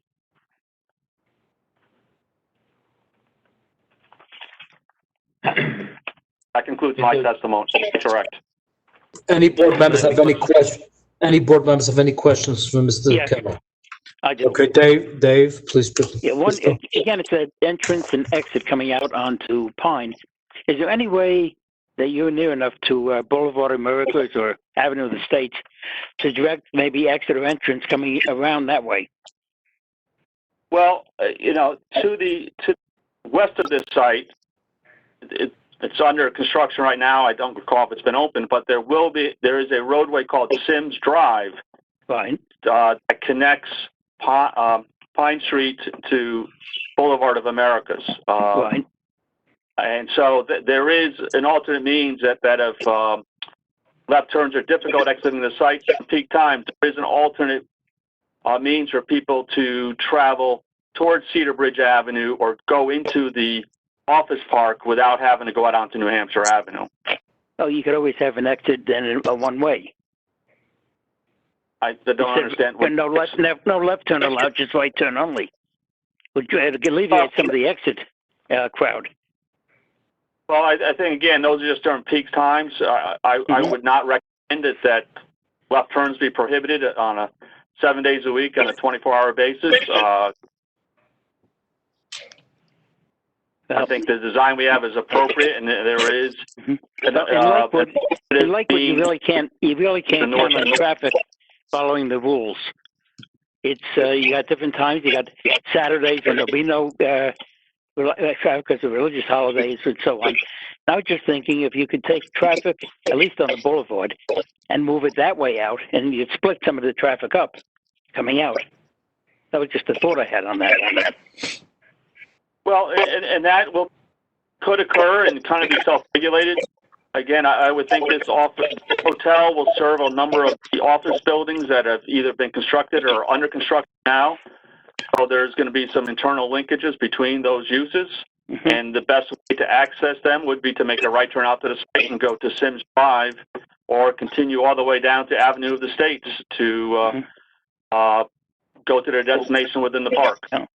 If I had it, I'd like to maybe someone look into it because I'm looking just to relieve some of the traffic that you always, if it can be there, it will. I say it that way. You have your non-Jewish and your Jewish timings are different, and maybe we could relieve some of it. That's what I'm looking for. Okay. Any other board members have any questions for Mr. Kennel? Yes, Chaim Stable. Yes, Chaim, please go. So, Mr. Kennel, going into the property from Pine Street, imagine it's a semi-trailer delivering some Coca-Cola. He has to make a right turn into the property and then immediate a left turn to go around. So if there's 5 cars waiting to do a left turn, he's going to be stuck and not going to be able to make that turn. Am I correct or wrong? If you had 5 cars, our analysis indicates that the 95th percentile queue for that left turn movement is 1 vehicle.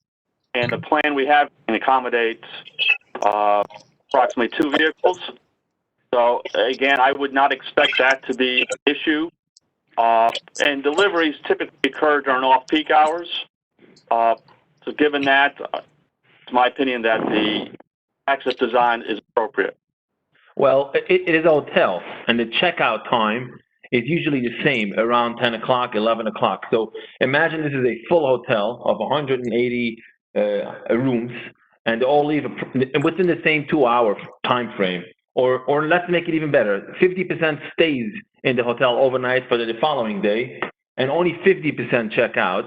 That's close to 100 cars within 2-hour time frame. So I'm not sure how your calculation figures. Well, we have 138 rooms. So again, you'd have, if you had 50% leaving, that'd be 70 rooms or approximately 70 vehicles. And I've been to many hotels, and it has been my experience where you have that kind of surge, event loading type of released from a hotel. I mean, people leave as early as 7, 8 o'clock in the morning, and some wait to check out, and some are allowed to have a later checkout depending on their needs for that particular day. Again, based on my experience,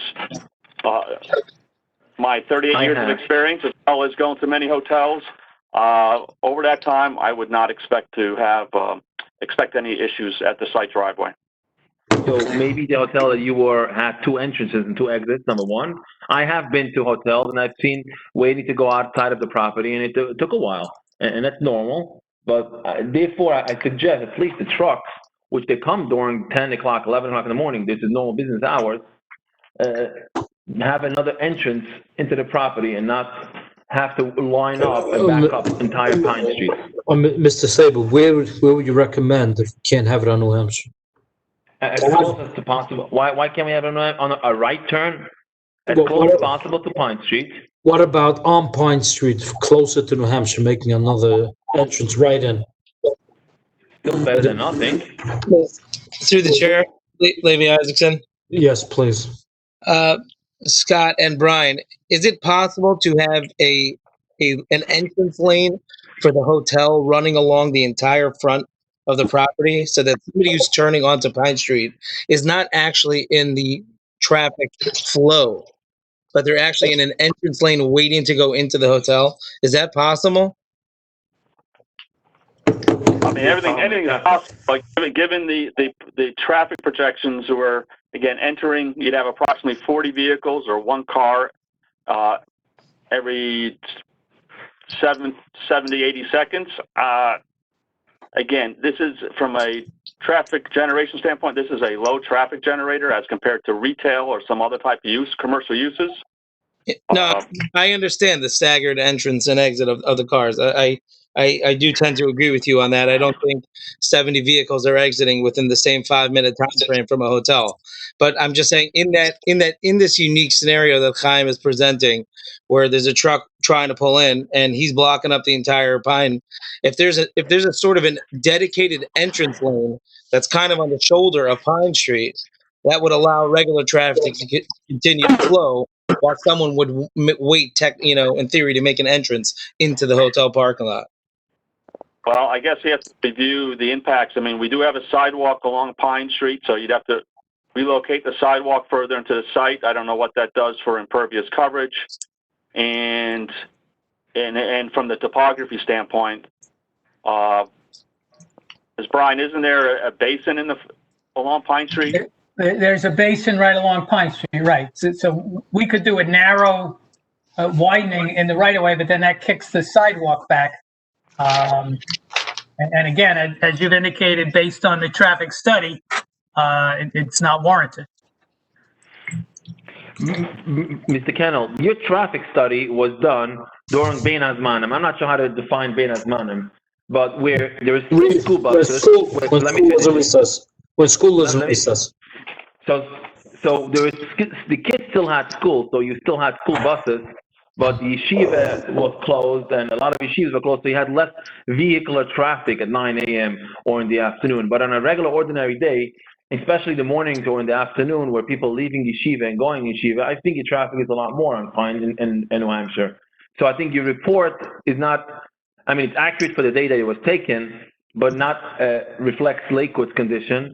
I think that truck is a real issue as far as delivery, and I think we need another entrance to this property. Maybe not an exit, because that's not possible, but an entrance to this property. I would like it on New Hampshire if possible, but it's not on Pine Street. The only problem, Mr. Sable, on Pine Street is going to be too close to New Hampshire. I don't know if we can make another entrance over there. So a right turn off New Hampshire from the right turning lane. Yeah, I don't know why the county will not agree to it. I think the county doesn't agree when there's a left in or left out. Right. No, we did explore those options, right in, right out, at the northern end of the property. No, no right out, only right in. No. Right in. They don't want on any driveway, any conflict point. I mean, again, you put a right turn in, you have decelerating vehicles. And their concern is you have vehicles decelerating into a driveway at low speeds when you still have a traffic signal that's 300 to 400 feet beyond, and people are looking, a driver behind someone slowing down is looking towards the traffic signal, and they just, Mr. Kendall, So, to access on New Hampshire what Avenue. about putting a second entrance on Pine? Is that possible? Mr. Kendall? My concern with that is that right now we have the driveway located approximately 300 feet from New Hampshire Avenue, which is, in my opinion, good spacing for someone to turn onto Pine, was oriented, and then recognize the driveway to access the site. The fact that we've provided it as far to the west as possible is an optimal condition, in my opinion. Introducing another driveway right near the intersection would not be as desirable as the design we. I think it's fair to ask the township and explain the condition, what's going on over here with the trucking, and maybe we can even have our engineer write a report to the township expressing the board's concern, and maybe they'll listen to us and have, from the right turning lane, probably 200, 300 feet from Pine Street, have a one-way right-in 45-degree angle turn. Excuse me, Chairman, if I can chime in here, please? Yeah, Terry. Yeah, I hear what everyone is saying, including Brian Scott, as well as Mr. Sable, as well as Mr. Garfield. They're all valid points. I share some of the same concerns looking at the design plans that Mr. Kennel has expressed. Pine Street is a local road. What we typically do as township engineers, if we're not sure of township road access issues or safety, we typically get the input of the Township Police Traffic Safety Unit. If the board were to act favorably on this application, I would recommend that as a condition. Let us look at the design with traffic safety personnel who are familiar with the way these roads operate. Let's put our heads together.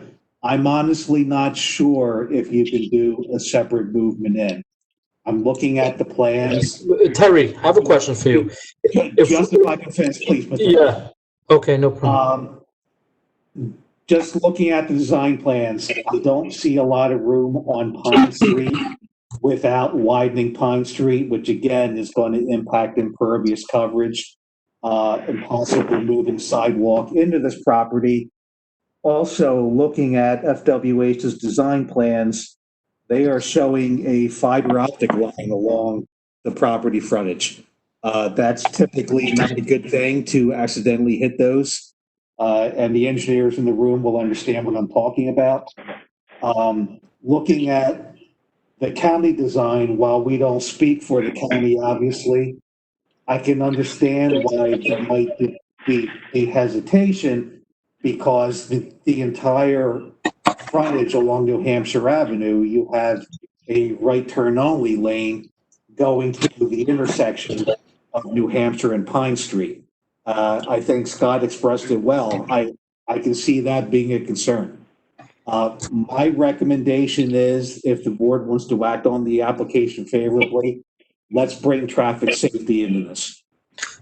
Terry, if the easement that we have on the left side of the property, if we move it over, we can't move over the whole easement, if we go straight out to Pine Street, would that give you more? What are you talking about? The easement with the basin?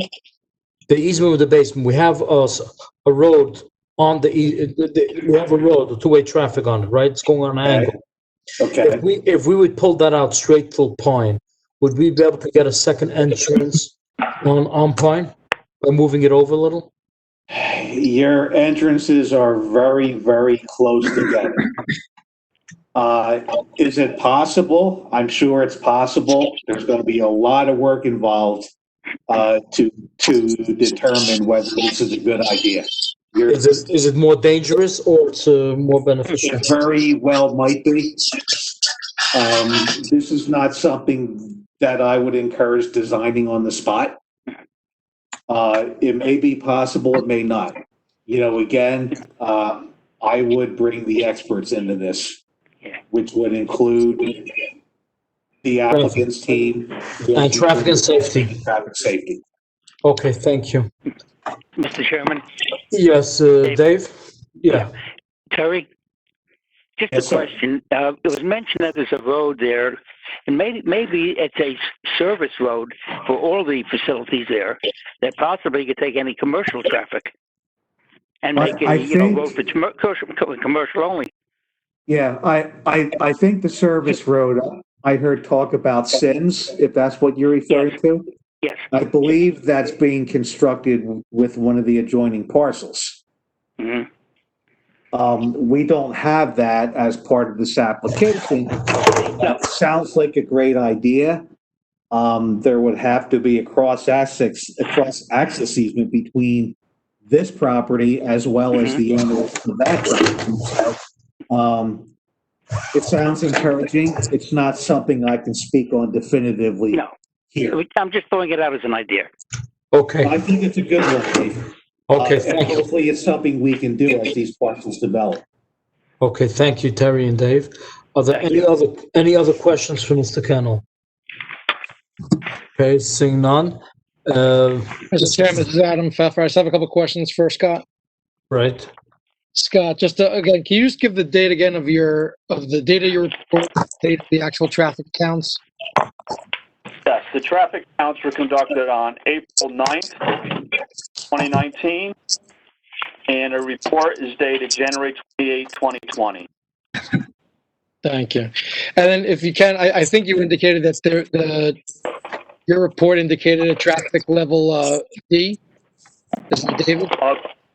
With the applicant-sponsored improvements to the intersection, the overall level of service improves from a level of service E to a level of service D. Right. So based upon this application, if today, as we stand, it's a level E, which is obviously worse than D. Well, it's a level of service E when I look at 2030 traffic volumes. I had to project out traffic growth as well as a number of other developments that have been approved within the corporate park and in the area. So basically, the 2019 traffic counts and added approximately 20% traffic growth to establish 2030 no-build conditions. Under those volumes, would be a level of service E. Okay. And then with our improvements. With our improvements, it goes to level of service D, correct. Very good. Okay. Okay. Thank you. Okay. Mr. Garzarowski, do you have any questions? What? Do you have any questions? Yes, I do. Okay, so Mr. Garzarowski, okay. Hey, Mr. Flannery, can you put up that original site plan again that we had before us previously? Okay, that's fine. Now, the history of this property and the development goes back a number of years, does it not? You broke up there, Ron. I couldn't. Can you repeat the question? Yeah.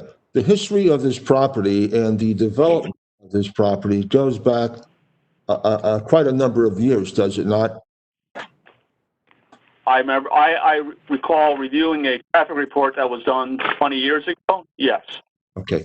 Now, Mr. Gazarovski, who are you asking, Brian or Mr. Kennel? Mr. Kennel, if he knows. Okay, you said Brian. Okay, I'm sorry. Sorry. Okay. I guess Mr. Kennel was right when he asked me whether I had looked in the mirror or not. But, okay. Brian asked you that. Brian is.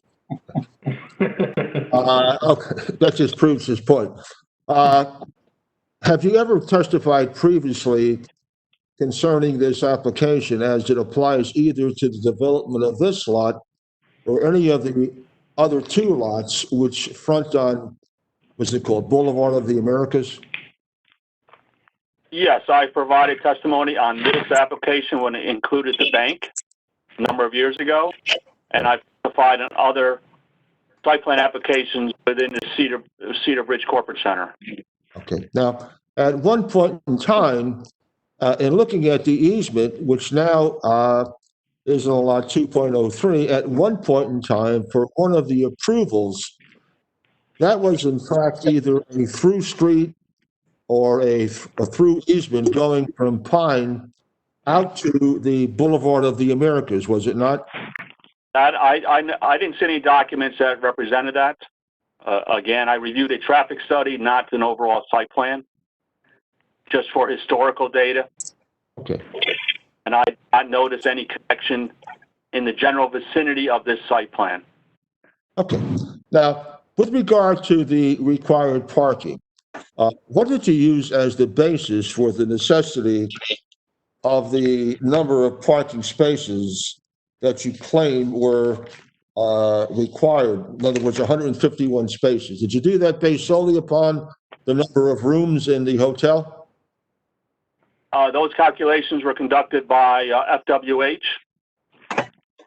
And again, based on my review of data published by the Institute of Transportation Engineers, I had testified that the supply proposed is acceptable and appropriate for the development. Okay. Can I just then, I'm all through with Mr. Kendall. Can I just ask then one or two further questions of Mr. Flannery? Yeah. Yes, Mr. Flannery. Mr. Flannery, when you came up with the figure of 151 spaces, what did you base that upon? The square footage of the building or the number of rooms? How did you reach that figure? The number of rooms. And the calculation as indicated on the plan is 1 per room plus 15. So the 138 plus 15 is 153. And you're providing how many? 193? We're providing 193. That is correct. And what is the number you're saying are required by the ordinance? 153. And that's based solely upon utilizing as your basis the number of rooms in the hotel. Well, it's a normal standard for hotels, and what's stipulated in the ordinance is 1 per room. And we did 1 per room plus 15. So we provided 1.1 parking spaces per room. And the ordinance at section 18-1005 says 1 per room. Okay. Now, with regard to the other uses in this building, there is in fact a bar and a restaurant, is there not? There is a, as indicated on the ground floor plan, there is a bistro and a cafe dining area of approximately 750 square feet for the patrons. So the bistro and the bar only come to a total of approximately 700 square feet? 750 square feet for the patrons, yes. For all of those 2 or 3 uses? Yes. Okay. I have no further questions. And then we have to add for the hall, the banquet hall. Okay, I think. I thought he said there was not a banquet hall. There's not this is Adam Pfeffer again. There's not, the proposal is not for a banquet hall. There are meeting rooms, just like in any other of these hotels, for conferences, and the like.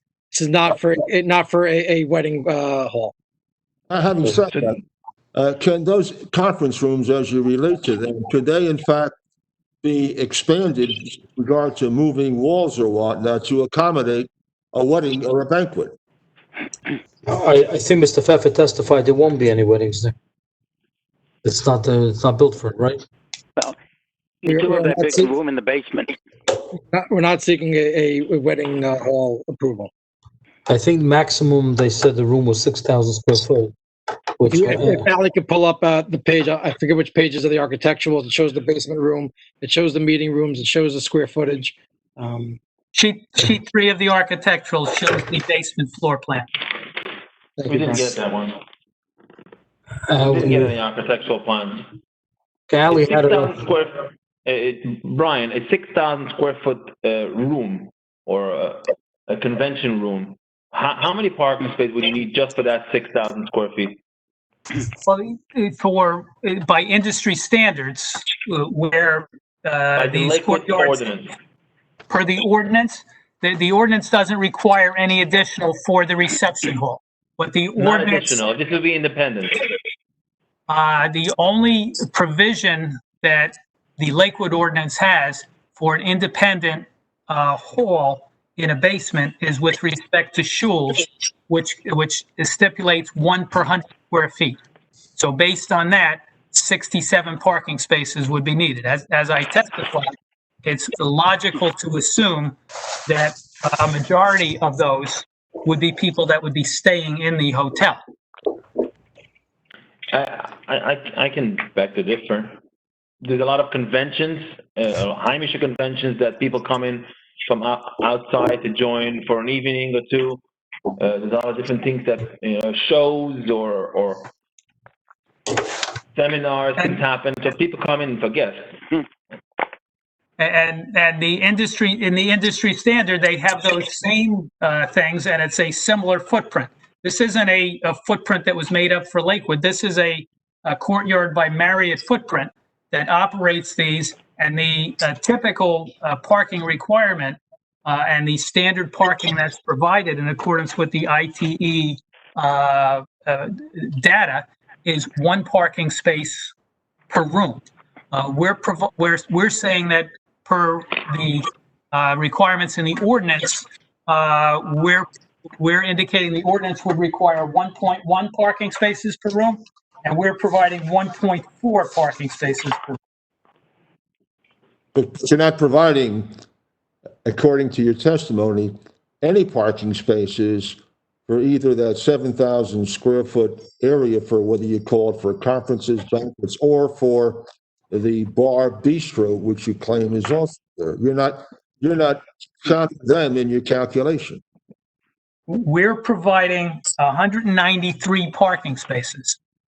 So if we were only doing the hotel with no other uses in it, and we had one parking space per room, that would be 138 parking spaces. We have 193 parking spaces. Brian, it's your testimony, Brian, right, that we added our own extra 15 spot cushion so that there would be no question. Is that correct? That is correct. And then we exceeded that by another 40. So we have a 55 parking space cushion. And is your understanding, Brian, that the bistro and the lounge area is really more for as an accessory use to the hotel as opposed to an independent bistro for outsiders to come to? Yes, as I testified, that's the way this Courtyard by Marriott is intended, and that's the testimony and the use of the facility that we're providing. Okay, thank you. I have one last question. Mr. Flannery, you've referred to on several occasions industry standards as a. Would you please tell the board what is the controlling plan or ordinance? Is it the municipal ordinances or the industry standard? Well, the controlling ordinance, if we were trying to shoehorn something in, I could testify that we only need to provide 138 parking spaces. That's not the intent. So the controlling factor in providing the parking is to provide a facility that has sufficient parking so that it'll operate nicely and do well. Okay. Okay. Do we have any board members have any other questions for any professionals? Through the chair, Levy Isaacson. Yes. Brian, I'm a bit confused. You said the hotel needs 138, but you wrote on, but the engineering report says that 153 are required. The FWH, when they did the plans, they did them in accordance with the input that we got when we did the Hilton Gardens, Route 70, which was to provide one space per room plus 15. Yeah, Mr. Isaacson, we need for the staff also. I think No, 100%. That's what the 15. That's what the 15 is for. It's for staff. What's done and approved. A hotel with 138 rooms, the maximum staff is going to be 15 people? Mr. Isaacson. It's not the maximum that they're going to have. It's a amount of parking that's going to accommodate the proposed use. So No, I understand. I'm trying to understand the ordinance, Brian. The ordinance is not, this is Adam Pfeffer. Brian, correct me if I'm wrong. The ordinance does not call for the 15. The ordinance calls for one per room. That would be the 138 parking spaces. Based upon a previous application that both Brian and the Terry have reviewed, they came up with an account of saying, we should add on another 15 spots. That's not as per ordinance, that's as per experience. Brian, am I correct in my statement? yes, Okay, because I was pretty sure that the report said that 153 were required. I think based on the plan, but they were written. report says that based on the plan, because the plan was done so that I did have to try to defend 138 as being required because it's unreasonable. It's similar to in Lakewood where we do roads and we make the cartway 32 feet, where the RSIS says we could do 28 or 30. It's a Lakewood standard to exceed the minimum amount. So we presented the plan as 153 is required, one per room, 138 plus 15 for employees, similar to past practice on hotels. And again, that's what was approved for a very similar hotel on Route 70. And then in addition to that, we added 40 additional parking. Right. I don't know why we're getting so technical. It's a very simple question. What is required? Because it says here, in the plan indicates 153 spots are required. My testimony is 153 spaces are required. And could we have Terry also just chime in? Terry would love to chime in. Thank you, Terry. If you look at page 5, comment 4. All right. 193 off-street parking spaces are proposed, including 6 ADA accessible spaces. The plans indicate 153 spots are required. Brian just explained the rationale as to why the plans indicated 153. The calculation that was put in the plans per Brian's testimony was the 1 space per room, as well as the additional 15 spaces, which resulted in the 153 spots shown on the plans. Is that correct, Brian? That is correct. No, Terry, according to you. I understood all of that, Terry. What I don't understand is that I was confused because it sounded like Brian said that the requirement is only one per room. And there are 138 rooms, so really only 138 are required. Brian, did I not hear you say that? You heard me say that, and if I had a different applicant, the plans would have been drawn saying 138, and I would have been here saying 138 and not feeling very good about it. This particular applicant, same as most applicants that FWH does plans for in Lakewood where they do a 32-foot cartway, they went along with the prior adopted interpretation. We have a lot of things in the Lakewood ordinance that somebody from out of town is going to interpret much differently. I've been dealing with the Lakewood ordinance quite a long time, many years. And the last application on this property, 1 per room plus 15. The prior hotel that we did before that on Route 70, we did 1 per room plus 15. That number seems to work. I've been to the Hilton Gardens and I've never had a parking problem. And when I look at the industry standards, the ITE, they go with 1 to 1.1. 1.1 is what the 1 per room plus 15 comes out to, in accordance with my interpretation of the past practice and Lakewood ordinance. Okay, Terry, the ordinance, according to your interpretation, only requires 1 per room? That's my understanding, Chairman. Okay, so basically... We're simply reporting what was on the plans and we wanted corroborating testimony. Okay, so basically they need 138. So Brian, technically you have close to 60 parking spaces extra. Is that correct? The difference between what we provided and and 138 is 55 additional parking spaces. Okay, to be exact, I said around. Okay. But if you add the 67 from the hall, then you need 220. And again, to that, we don't propose a wedding hall. That's not proposed in this application. And also what Brian was testifying, that a good percent are going to be using the rooms, are going to use the room downstairs.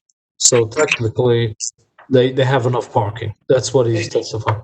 Chairman, I want to go back to one item, and it's Yes. bothering me a lot. Yeah.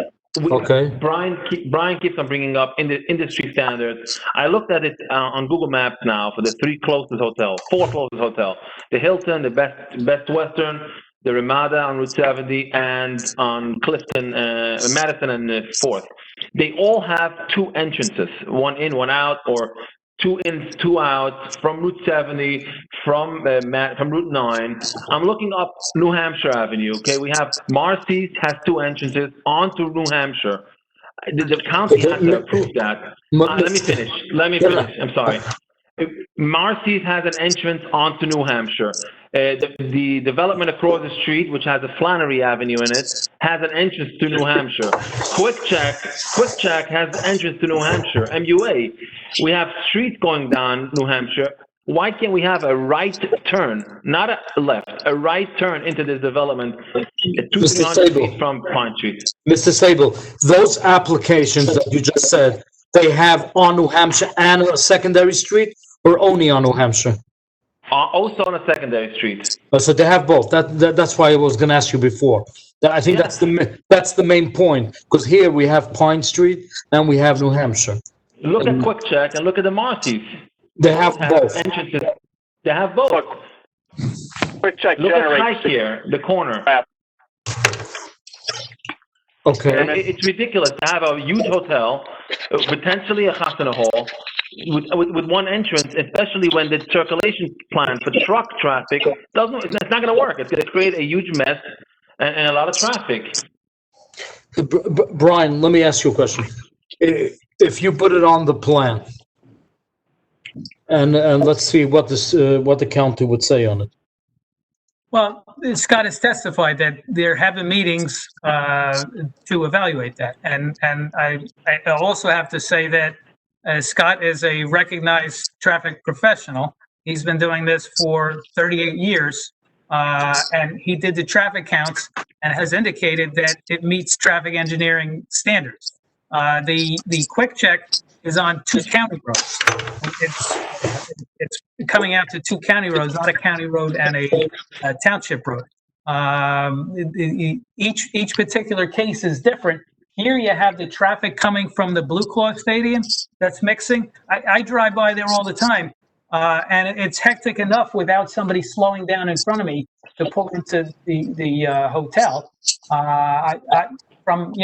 As a professional and somebody who drives that road, I'm happier to let that traffic go on Pine Street. We certainly could, if the board acts favorably and says we should check with the county on doing something different during resolution compliance, we'd be happy to do that. And Brian, is it possible? Is it possible? My opinion is that the county engineer is going to say no. But is it possible physically? Physically, it would work. Is it a better situation? My opinion is no. I feel very confident that the county engineer is going to say it's not a better situation as well. It's that from a traffic safety standpoint, this is a better configuration. But the applicant certainly make the case. Work during resolution compliance to see if there are tweaks that could be made to the circulation. Okay. And Chairman, if I could just add a point to that, they made reference to Quick Check. This hotel will generate approximately 20% of what the Quick Check traffic generates. So it's a whole different type of land use and traffic generator, where it was determined that it was necessary to have 2 points of access because the traffic is significantly much greater than the hotel application. That makes the situation a lot worse because Quick Check has a right out onto New Hampshire. We're not expecting that traffic adding to New Hampshire. We want to take off from New Hampshire. That makes the situation I think much you need to easier. clarify, because this is Adam Pfeffer. Scott's testimony just now was very important. Quick Check's use as a retail use generates a lot more traffic counts. To say that this is the same thing, that they're a better application, it's totally incorrect. Scott, can you kind of clarify that again? I'm going to clarify what I said. That means we have a lot more traffic. Quick Check is in a worse situation than we are because they have a retail and they have a lot more traffic, yet the township allowed them a ride in, a ride out onto New Hampshire. We don't expect so much traffic. Chairman, the Yeah, Terry. access on to New Hampshire is county purview, not township. Okay, Just want to make that clear. right. Okay. Mr. Chairman, Levy, I really finished my point before. I wouldn't mind picking back up. Okay. I'm trying to understand the parking ordinance here. Brian, your testimony earlier was that really only 138 are required, and you're going off of some previous application where you added 15. Now, I just want to understand this. Are you telling me that if the hotel is full with 138 patrons, with one individual person in each room, meaning the 138 separate cars, you're telling me the entire staff that's needed in the hotel is 15 people?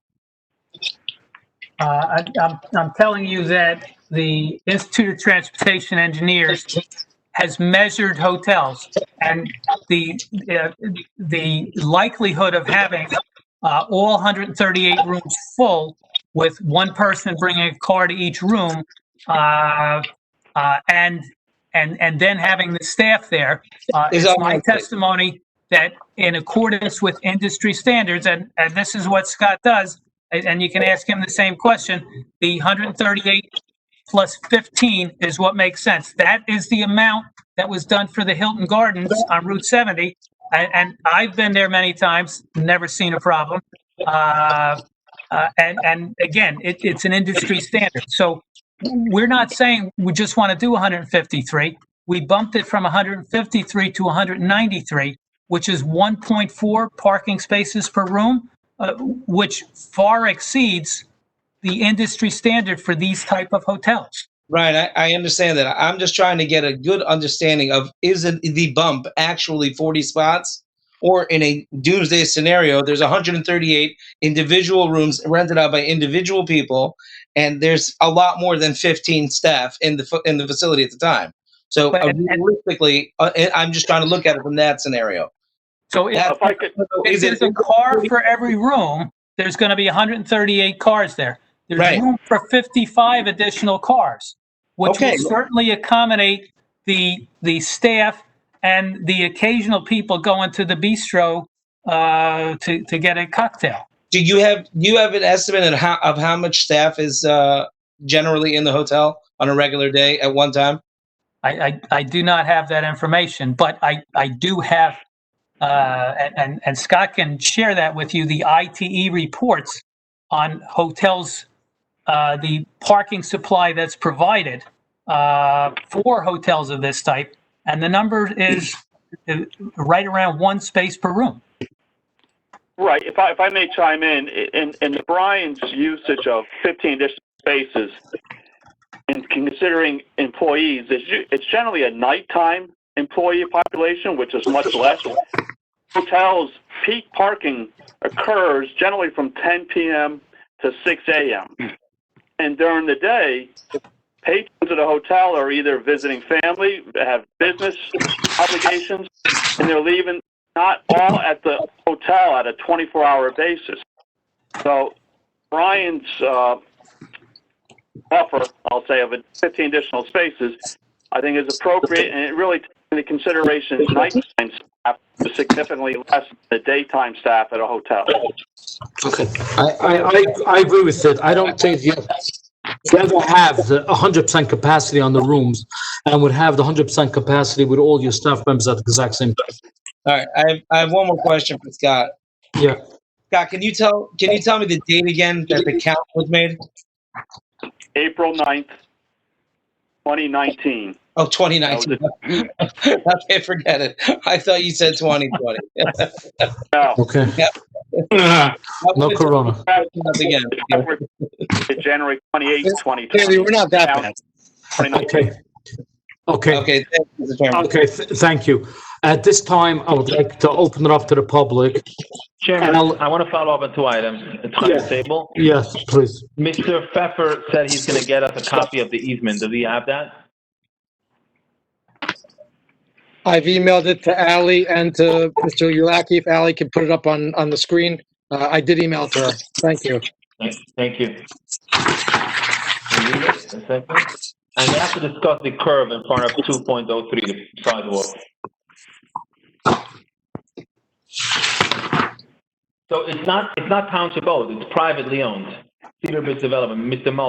Mueller. And I'm looking at the affidavit of ownership that was provided to us, also says it's privately owned. It's owned by Cedar Bridge Development, LLC. Which is privately owned, not the township. You indicated earlier that it was Correct. township. I looked at what the certified list indicated for the ownership, which said Township of Lakewood, but I also looked on my phone. I think, Brian, it originally was a township of Lakewood. I think they transferred it to Cedar Bridge Development. That is correct. Okay, that's why it says there. Mr. Sable, you have any other question? We have to discuss the sidewalk in front of 2.03. It's my opinion that we need one, and the map that we provided is not an updated map. If you go on Google Maps currently, you can see the majority of that across the street and the side of it is a bunch of buildings going up already. If you look at more accurate, which I have up on my for 2020. Okay, I think we'll discuss it in a minute. I think we should open up to the public here. If there's anything from the public first. Okay, Ally, do you have any correspondence? Yes, I have one email from the public, came in during the meeting. It's from Shlomo Stein of Hearthstone Drive. He said, please ask the applicant if he agrees to come back to the board if he wants to make any changes to the floor plan, including if he wants to change anything about the meeting rooms and bistro area. Please do not accept Brian's answer of, we will comply with the ordinance, because that will be no good. We need it in the resolution that the applicant will come back to the board if he wants to make any changes to the floor plan. Thanks. I don't think. That's the only public comment that I received. Okay, I don't think anybody gave any testimony of changing any floor plans. Is that correct, Mr. Pfeffer or Brian? That is correct. Okay. To address this issue. Okay, now let's go back to the issue of what Mr. Sable said regarding the curbs. Okay. Well, Mr. Sable mentioned sidewalks, and there are sidewalks there. I think you mentioned curbs. There's sidewalks even the whole length on Pine Street? Yes. That's correct, Chairman. They're shown on the property survey. There's just no curbs, right? Correct. No curbs along the 2.03 frontage. Okay, what's your recommendation, Terry? My recommendation, again, would be, since this is a township road, let township engineering and traffic safety look at it. If they feel that there is a need for curbing, we can require it as part of the developer's agreement. I agree with what Brian is saying in terms of not channeling drainage. If for some reason the township wants curbing, they could install recessed curbing. But that's something, again, if we're going to look at everything else, let's bring in the experts. Okay. Mr. Chairman, can you explain what the township, the other alternative to curbing, which Terry just mentioned? Well, Mr. Sable, one thing is clear, there is sidewalks. I understood there's no sidewalks. There is sidewalks there. I also thought so. So I'm happy to hear that it's sidewalk. Let's talk about the curb. The purpose of curb is for safety, correct? That's what I would say. The curb is put in for several reasons. One is edge stability. One is for stormwater, and one is for to provide some separation between the sidewalk. We could certainly put a berm or something that would accomplish the same goals, that would allow the same goals that the CAFRA is looking for. And I should point out that further down Pine Street, we have the same situation where we have sidewalk and no curb. The township ran sidewalk all the way down Pine Street without curbing, and it's been functioning fine, and I've never heard of anybody that had a problem with it. If the sidewalk was right next to the road, it would be problematic. I think where it is, it's fine. But I would concur with Terry's recommendation that we ask traffic and safety, and the applicant would be agreeable to satisfying traffic and safety as part of resolution compliance. Brian, if traffic and safety says that the curbs is a good idea, is it possible to put it in the whole length? As Terry indicates, mountable curb could be put in. So if their concern is for the separation of the traffic, then something else needs to be done. And there's plenty of things, and we would defer to their recommendation. And if the only solution is curbing, we'll put curbing in. Okay. Brian, why is there so much water in the basin? Isn't it supposed to be empty? It's a recharge basin. It depends on when the picture was taken. After it rains, there's supposed to be water in the basin. That's what's supposed to be. And then the water drops down, and when it stops raining, a day later, it's dry. Hey, Brian, can you... Different pictures. One that you gave us, which is from a year or two ago, also has full of water, and this one is the updated one for 2020. Different buildings going up, and we still have a lot of water there. I just would like to state on the record, we don't know the dates of these pictures. You don't know the rain that may have occurred prior to. I just want to state on the record, this basin is built in accordance with Lakewood Township standards. Terry's office has reviewed everything, and to indicate, I'm sorry, just to make a comment indicating that there's been some more building and now there's water in the basin, that's not fair. I did not say that. I'm asking a question that we have 2 different years, obviously, because you can see the buildings, a lot more buildings came up, and it happened over a long time. And both have a lot of water in there. I'm just asking, how come that maybe Brian can help or input? Yeah, well, the basin is flat, so you're saying there's a lot of water. When you have an aerial, you can't really see how deep it is. It may be in each case 2 inches deep.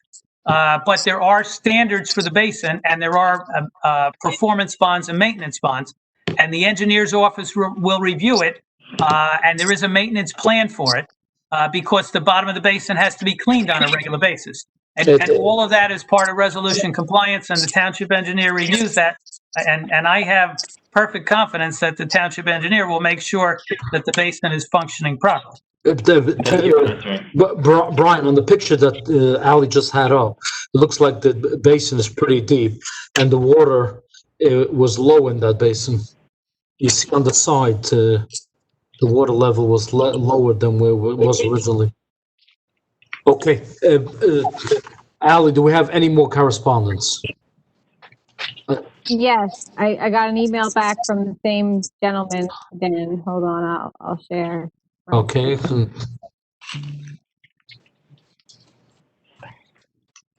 He said,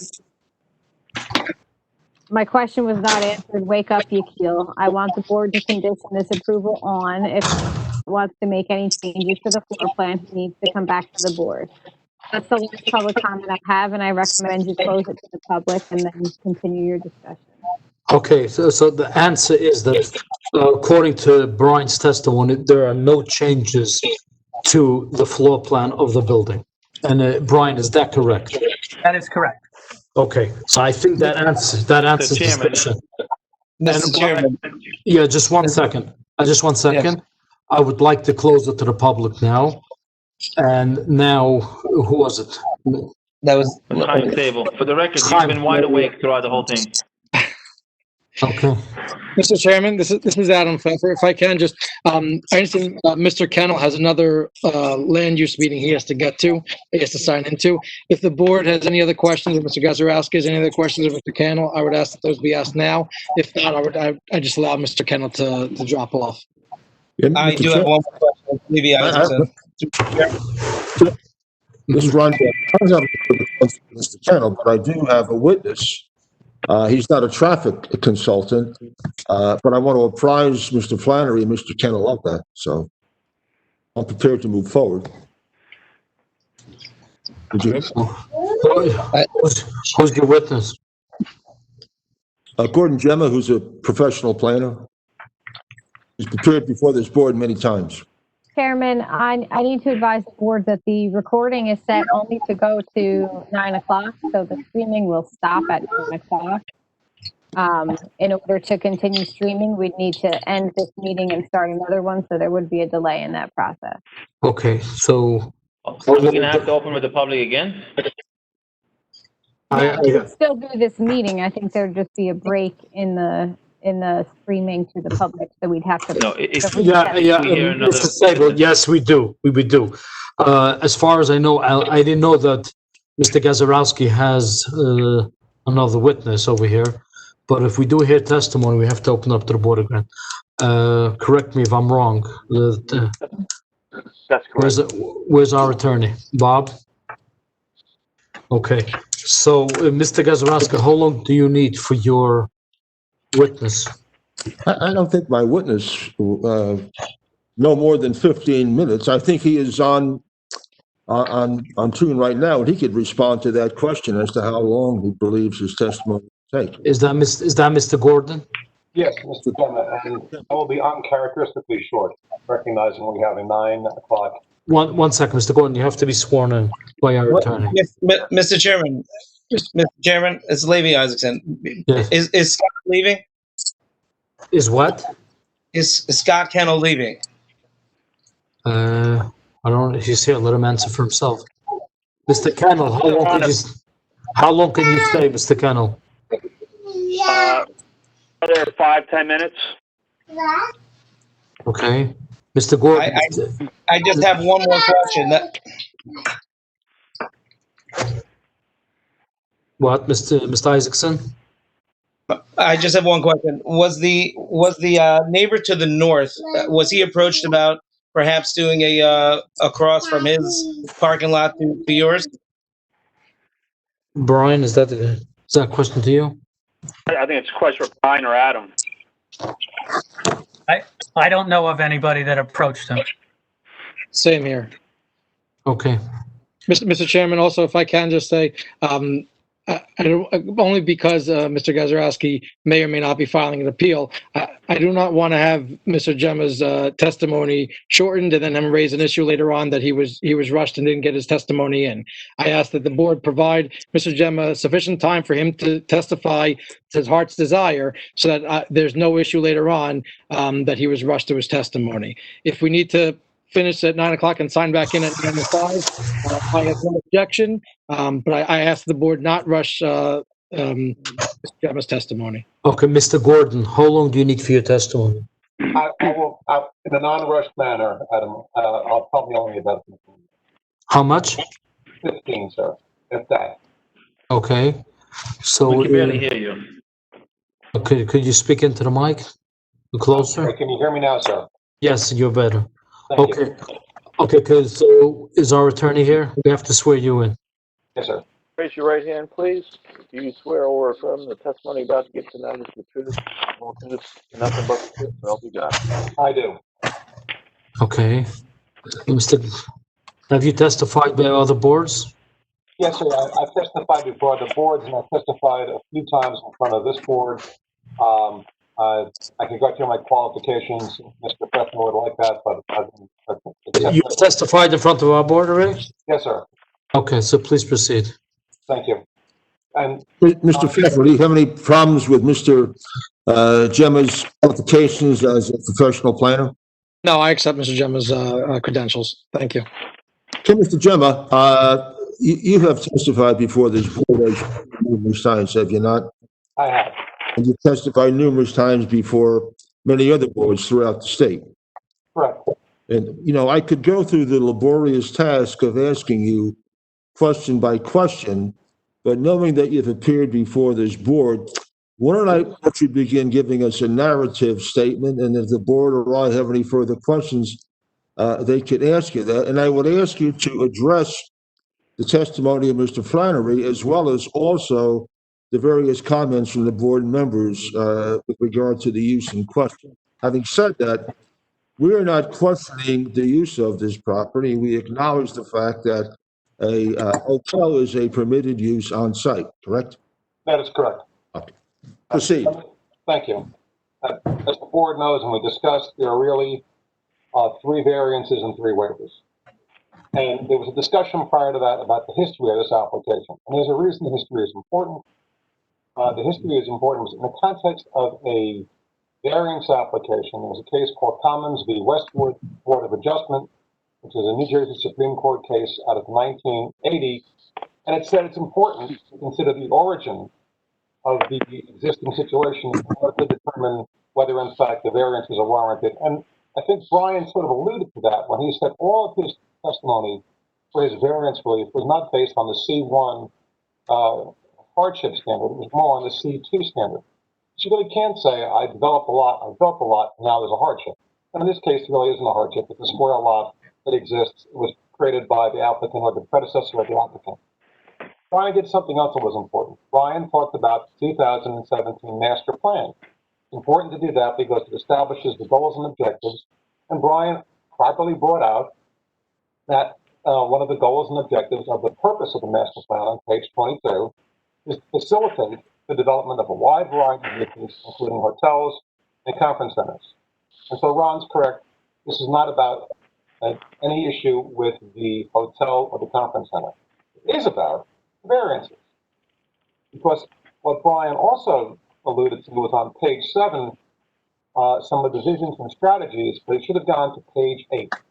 Page 8 of the master plan says it is a land use strategy of the Township of Lakewood to, quote, strictly enforce bulk and yard standards of the Unified Development Ordinance to prevent overbuilding of the individual sites, end quote. That's from your master plan. That's a vision that you have in terms of how you interpret variance relief. And so the key question here is, how do the variances, not this hotel, advance the purposes of zoning? And how do they not violate your own language in your own master plan that says strict application to be enforced in order to prevent overbuilding? And so when Brian talked about the standards of proof, he talked about the C2 test. The benefits of the variance relief outweigh the burdens of the variance relief. And that was what Brian relied upon. So let's look at the first one. And the first one is for the access drive. You have it on lot 2.02, that goes on to 2.03, and goes back to 2.02. I agree with some of the discussions here. You wanted to keep some of the buffering. You kept the buffer on New Hampshire, which the chairman properly pointed out is a highway, it's a dangerous road. You have some buffering on Pine. You kick the entrance way all the way to one side, away from that intersection. Makes a lot of sense. I'm not a traffic planner. The only reason you crossed onto 2.03 and you have some parking stalls close to 2.03 is because you have a bigger hotel that requires more parking. There's no reason that you can't put it onto 2.02 and keep it up 2.02. It doesn't help 2.03. That variance itself doesn't advance the purpose of the zoning for 2.03. What it does is it does help you build a bigger hotel that can otherwise fit. And if that variance is an example of how you're trying to put too much on there, the second variance of where you have an access road within 5 feet of the property to the rear, and by the way, to the north of the applicant's property, there is in fact an office building. There is in fact an entranceway. There are in fact driveways and parking spaces, and they're 20 feet away. So the question becomes, what variance, what purpose of zoning are you advancing by having that entranceway or that access way that close to that property? Brian talked about a variety of uses. Brian talked about the linkages to the Blue Cross Stadium. That deals with the hotel. It doesn't deal with the property that's next to it. It doesn't deal with the basis of variance. Brian's a good planner, and I've known him for many years, but it doesn't go to the heart of the relief you're asking. How does this variance, by providing, I think it's 55 parking spaces in excess of what everyone says is needed, and you have to wonder why they want so many parking spaces. But in fact, one of the issues here, particularly in this area, is he talked about, I can't put sidewalks in, and I can't put curbing in, because one of the concerns I have is impervious coverage from CAFRA. But I can put in 55 parking spaces that I'm never going to use, that I don't need. Well, something doesn't sound right. And how does that really advance the purpose of zoning, particularly when you could build a smaller building? Nothing stops you, and it doesn't stop the purposes of having a hotel and a resort in this area. And so the last one was a sign difference. The sign is 10 foot bigger, 13% larger, and Brian's point was, well, it's a standard commercial sign for Marriott. Well, that's not really how it works. There's signage packages that you can always go to a franchisor and say, here's the ordinance, I need to make it 75 foot instead of 85 foot. It doesn't advance the purpose of zoning. There was nothing that said the additional 13% has better visibility, it has safer, all the things you normally say about signage. All he said is that you can't tell the difference. Well, if you can't tell the difference, then make it work. A commercial standard isn't a variance rule, not a purpose of zoning. But in those contexts, I don't think you really advance the purpose of the zoning for the variances, not for the hotel. And one of the last things is, why would you want to have buffers to one side? We have the detention basin, and we have a driveway or a parking lot to the other side, to the north. And the answer is, one, because your ordinance requires it. So you do want to buffer disparate uses between their parking lot and your parking lot. So that's why you have buffers. And 1803, your section of the ordinance 803 has really good language that you should look at and not ignore simply because you have two, quote, parking areas next to one another. They've maintained it, this applicant doesn't. And design waiver, unlike a variance, doesn't have the same standard of proof. It's got to be reasonably justified, but I don't think simply saying it's next to a parking lot is reasonable justification. And that is keeping it even less than 15 minutes to get into the heart of the testimony, with the dogs barking in the background. I have a question. Mr. Gemma, I've listened to Brian's testimony, particularly with regard to this issue. If you follow his logic, he's really saying that for whatever reason may be, I'm basically going to construct an additional 42 parking spaces, which of course creates a tremendous amount of impervious surface. Well, what's the excuse for doing that if you, as a result of it, you have zero lot line? Well, I think that's one of the issues, Ron. It goes to the heart of variance. Brian's point was, if this were another application, I would just have one parking space per room. But we're a good applicant, so I've added 15 more. Then I've added 44 more on top of being a good applicant.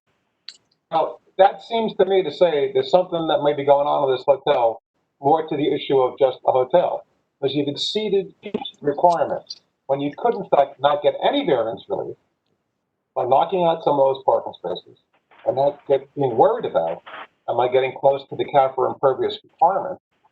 And I don't see the real benefit yet, if in fact the industry standard for parking is, as Brian says it is. And if the applicant's own traffic... Come closer to the mic, please. I'm sorry. If the applicant's own traffic testimony said, in this location, in this area, you might need more parking, that's probably right. But Scott's testimony, and more importantly, the report that was put together by John Ray, was way in excess of the parking.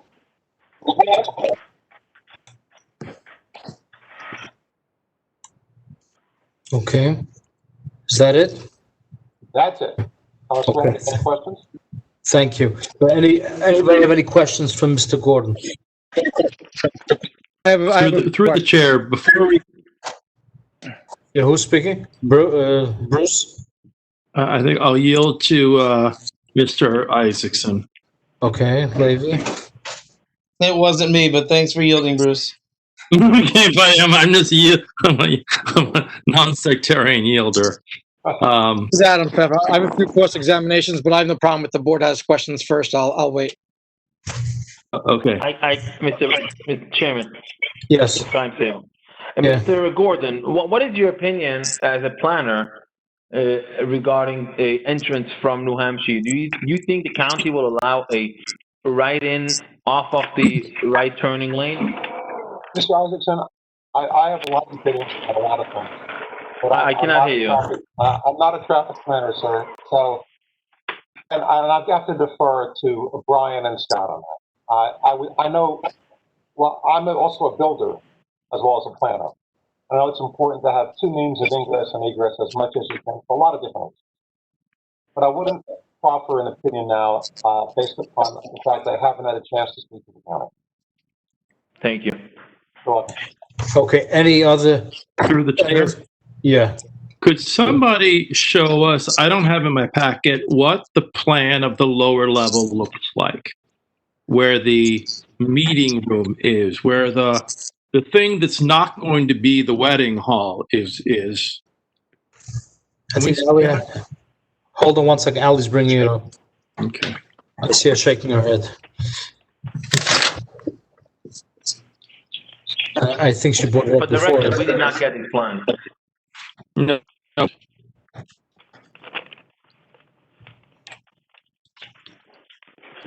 Okay.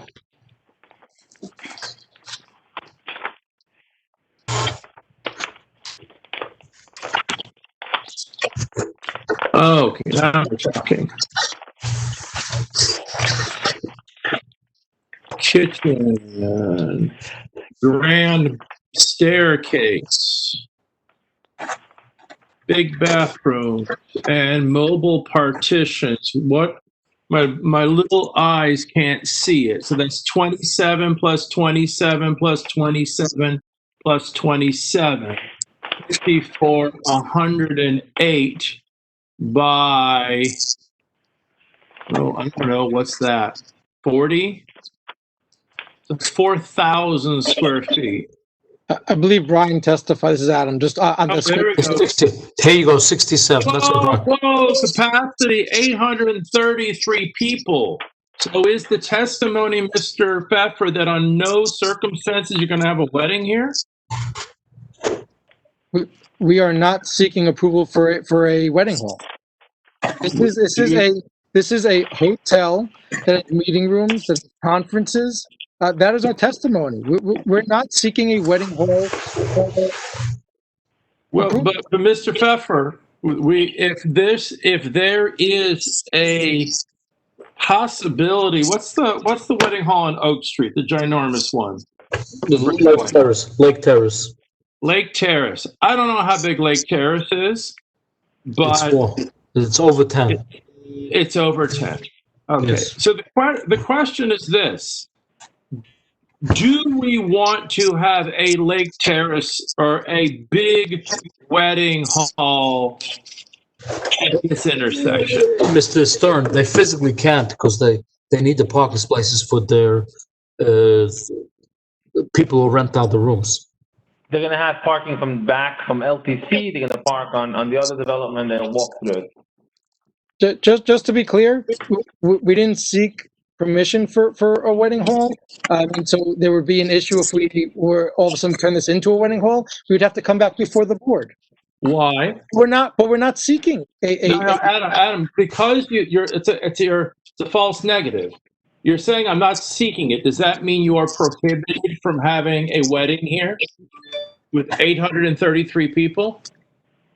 When you say prohibiting, in terms of what's permitted by, it's what I'm asking for. And Mr. Pfeffer, you're saying that I'm not seeking it. One at a time, please. You're saying I'm not seeking it. Good. So what if Mr. Future, not the nice guy who's making the application now, but a future buyer of this hotel who's a mean, greedy guy, doesn't care about traffic in Lakewood, and he says, you know what, I'm going to blow it out. I'm going to have 833 people at weddings every night. Mr. Stern, just 1 second, please. Brian, I have a question for you. How do you fit in 6,700 square feet? You fit in 833 people. That's what I was wondering too, but Isn't the standard 15 square foot per person? Yes. If you do 6,750 divided by 15, you get 450. Where's the number 833 coming? Well, that's some code for, how many people that are standing around talking about whatever they're talking about can fit. As far as wedding hall, it would be different. And any of the wedding halls in Lakewood are 10,000 square feet or bigger. And they don't fit in 800 people. No. You put in the 400 or 500 people, and there's no room to dance. So I don't know where you get a number of 833. Well, the Courtyard by Marriott had their architect who developed their standard plan, and in their standard plan, the 670 square feet, it's conference-going people. It fits in that many people. Not a wedding hall. Okay. It's very hard to believe. Okay. And it's a ginormous kitchen too. A ginormous kitchen. Guys, I'm all in favor of a hotel. This is a great, great thing for Lakewood. This was the vision of the Cedar Bridge development many, many years ago. This is like the capstone. But if this becomes an every night except for Shabbos wedding hall with bad drivers who've had too much booze and late, that would be a bad outcome. Okay. Why didn't the planning board members get the plan, the layout? And it's not available online either. It's not available online either. I can't find it over there. And Ali just brought it up from online. I don't know, but from her own files, not from. I saw it online earlier in the week. Thank you. It should be online. I can look right now. I'm looking right now. I'm going through them. Yeah, it's online in tonight's meeting folder under the application. Okay. Mr. Chairman? For future reference professionals, it would be really good to have something like that in the packet. We don't go online very often. Where is it online? Ali, can you guide me? It's the first file, and it's titled Architecturals. The first file. Mr. Chairman, may I make a comment? And I've listened to everything Mr. Flannery has said, but wouldn't common sense dictate that we have a representative from Courtyard here who could explain what they intend to do? Marriott's just the franchisor, Mr. Gasiro. It's the guy who's running the thing. Well, who's running it? You're not running it. No, it's going to be an agent. Whoever buys the building, they get franchised from Courtyard Marriott, and they have to abide by their rules. All Marriott's getting is a fee every month. So why can't the board see the rules? That's not the relevant. The issue is not what's allowed by the Marriott rules. What we're trying to get at is the reality of Lakewood. And when I personally see a meeting hall that's that big, and Mr. Flannery being a great public servant, giving us all this extra parking, then I don't know. Maybe this is just going to become a factory wedding hall, and that's not what I think this board. At least I don't want to see. Happy to have a hotel. All in favor of a hotel. Great thing. Mr. Stern, my personal opinion, 6,700 square feet is not big enough to make any wedding in Lakewood. Really? I don't know how big that is. I'm trying to visualize it. No, Lake Terrace is over 10,000 square foot. It's half of Lake Terrace. And Lake Terrace, if you fit more than 400 or 500 people in there, it's jam-packed. So I don't know where they come up with this number. But regardless, Mr. Pfeffer, do you agree to have a restriction against weddings in there or not? We would have to come back, if we wanted to do that, we would have to come back before the board.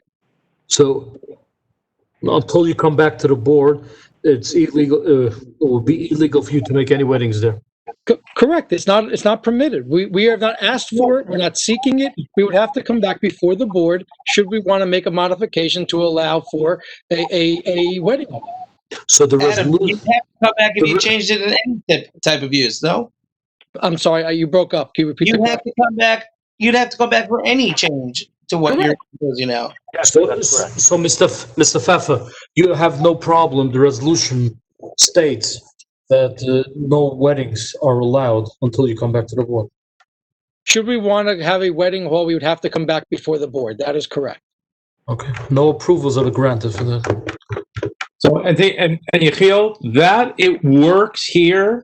It doesn't work with simcha halls and synagogues because there's nobody to enforce it. Okay. But if all of a sudden, Mr. Gordon, I'm sorry, Ron, I can't pronounce your last name. How do you say it? Gazarowski. Oh, it's the ... Gazarowski.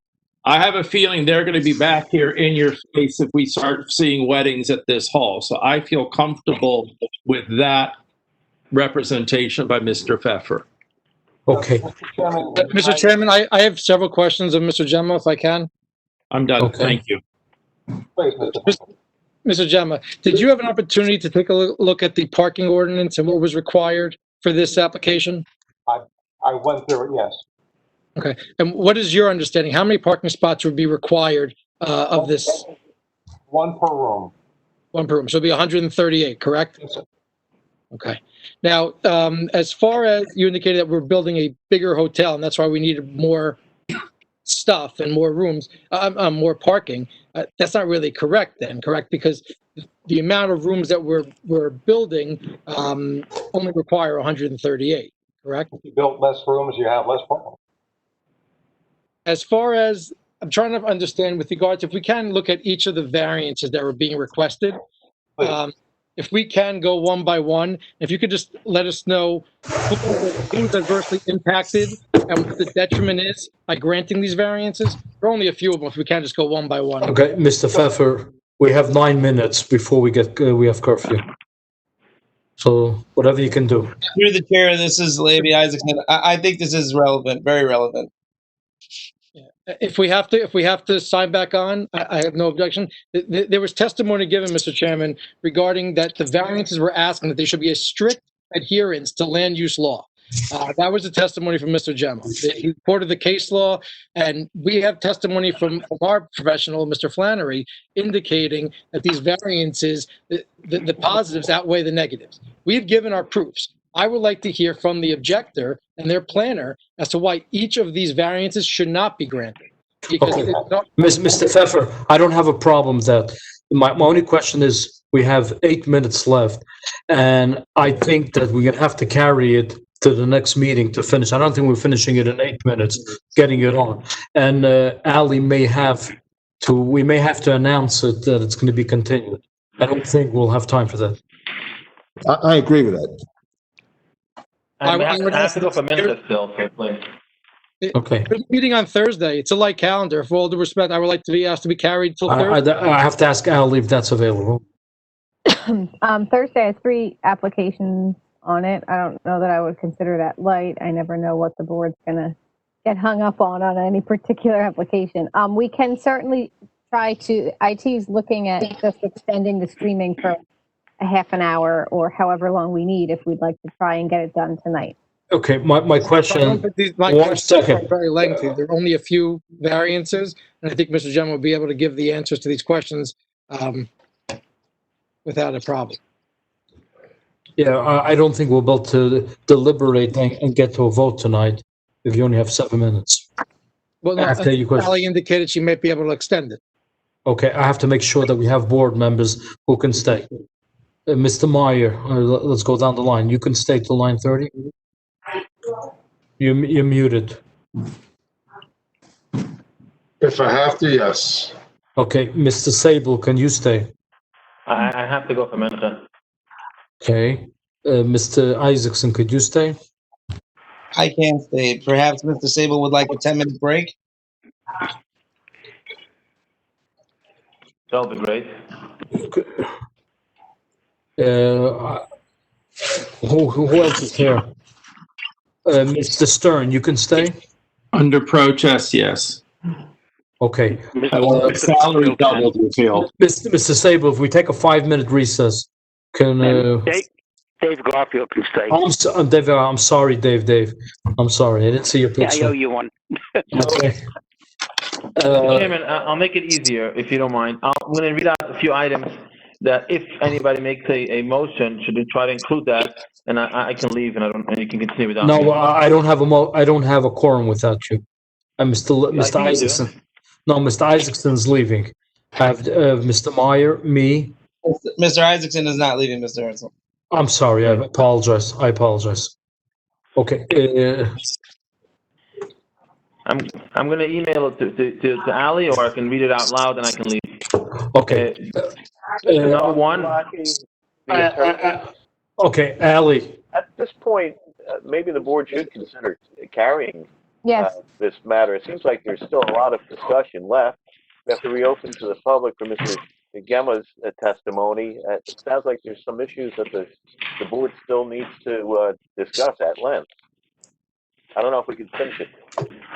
Okay, that was my recommendation now. That's why I said we should push it off to Thursday. I don't think I don't know if a half an hour will be enough. Oh, please. We can get it done in half an hour. You what? We can get it done in a half hour. Let's knock this out. Okay. I'm going to object to this idea of rushing to a judgment. I mean, there are a lot of questions posed by the board, particularly to Mr. Flannery and his expert with regard to the egress or ingress off of New Hampshire, with regard to buffering. Mr. Flannery opines that, in his opinion, the county will not ever approve such an ingress. But why don't we find that out? We're not rushing anything. It's just a considered judgment. We're not rushing, and for all you know, the motion may be to open up another entrance. Let's see what the board says. I have no problem continuing, but we have to take a 5-minute recess.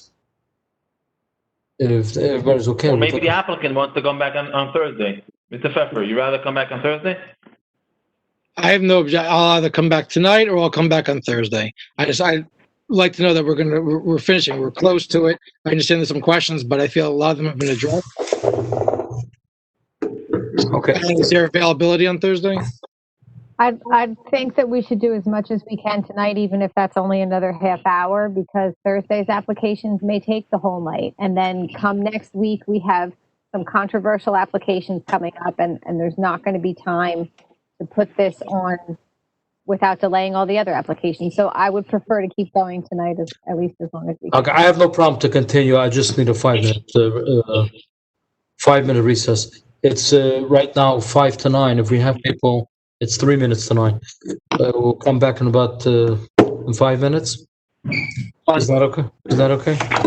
Okay. This is Bob Ulaki. Ali, I'll need to call in. My battery's running low on my phone. I still have my computer on, but I don't have a microphone on the computer. No problem. Okay. So if I call in to the number on That's here. on the email, yes. Okay, so I'll call in on my phone here at the office. It will, yes, it will only ask you for the meeting number. So there should be a phone number you can call, and then it'll ask you for the meeting number, which is right on that email. I've got that. All right, I'll call in 5 minutes. Okay, thank you. Thank you.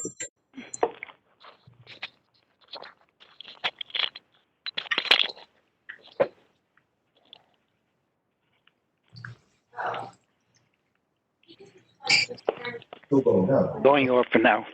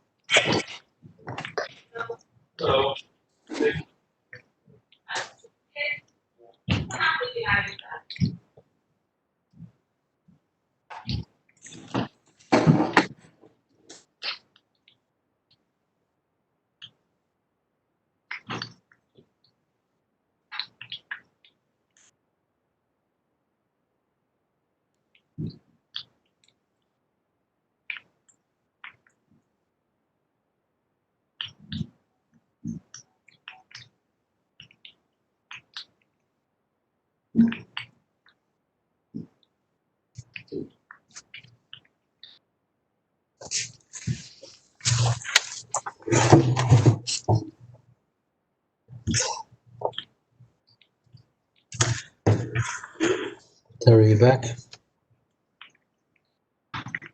Oh boy.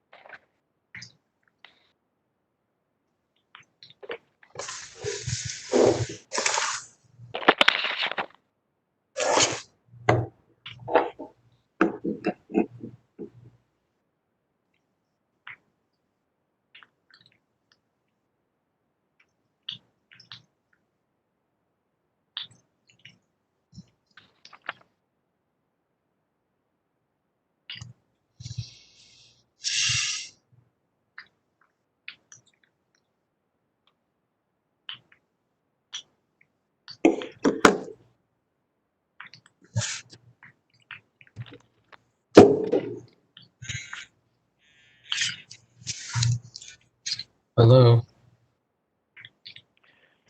Yes, this is Bob Ulaki.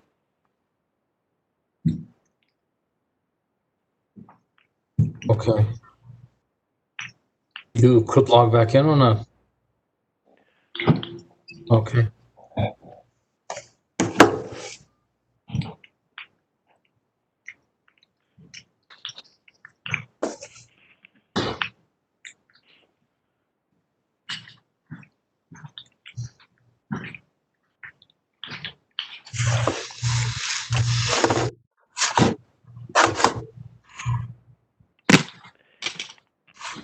Can you hear me?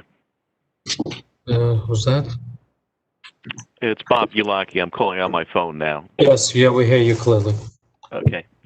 Okay, Ali. The battery on my phone still has some life, but I'm afraid it might die if we Okay, no go on problem. too much longer. Okay. You're echoing double for me, Mr. Ulaki. Do you have both phones on right now? Yes. Let me turn the other one off. Thank you. How's that? Better. I'm here. Okay. Sorry about David back. Dave back. Ali, Mr. Meyer just called me. He has to call in from his phone. It may take a minute or two. Let's make sure we have a quorum before we continue. Okay. Mr. Chairman, Levy Isaacson has returned. Okay, and Dave is here. Yeah. Bruce, are you back? No, Bruce is eating dinner. Okay. First dinner a long time ago. Oh yeah. Yeah. Okay. Ali, looks good. What you eating over there? No. It's pretend candy. You gotta Sugar share it free with the board. You gotta share it with the board. Okay. So let's see. Ali, do we have a quorum? Mr. Meyer, are you back on? Not yet. So I see he's trying to log in. He's in twice. Okay, Levy's here. Mr. Sable's not here. Bruce and Dave. So we need one more.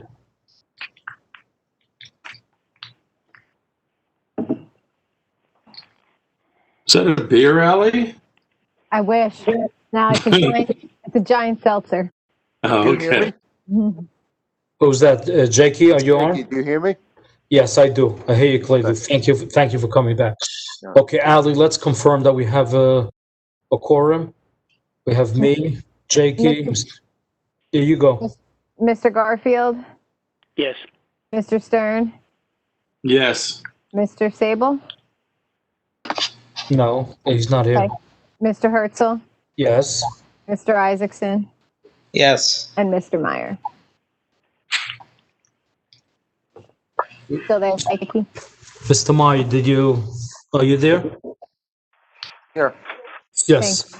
Okay, so we're calling the meeting back to order. And Ally, Yes, you confirmed with IT that we're on till 9:30? yeah. Okay, thank you. I just want to make sure for the record. Okay. I don't see Mr. Gazarovski. I would just ask that we wait until Mr. Gazarovski appears, and as well as Mr. Gemma's. He's on. I see I'm his, on. yes, I see his picture. Thank you. I'll have you know, I'm still wearing a jacket. Okay.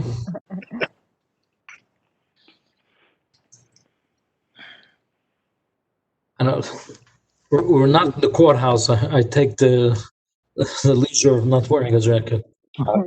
You know. You notice We're not going to have to see what Mr. Gemma's wearing below the waist.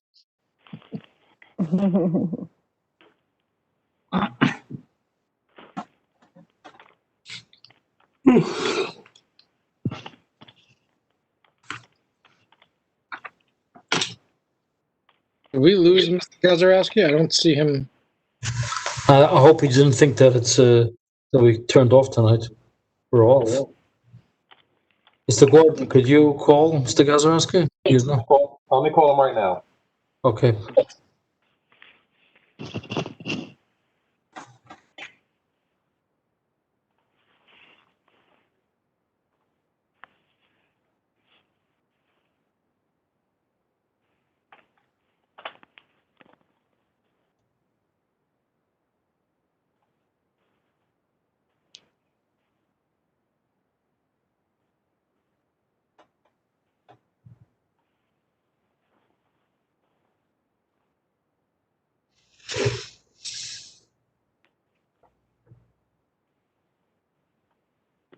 I'll let him know. Thank you, Ron.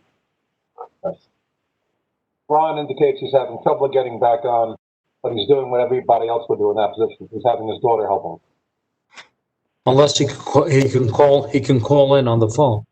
I'm going to suggest, let's give him another minute, then I'll suggest we call him, Mr. Chairman. Okay.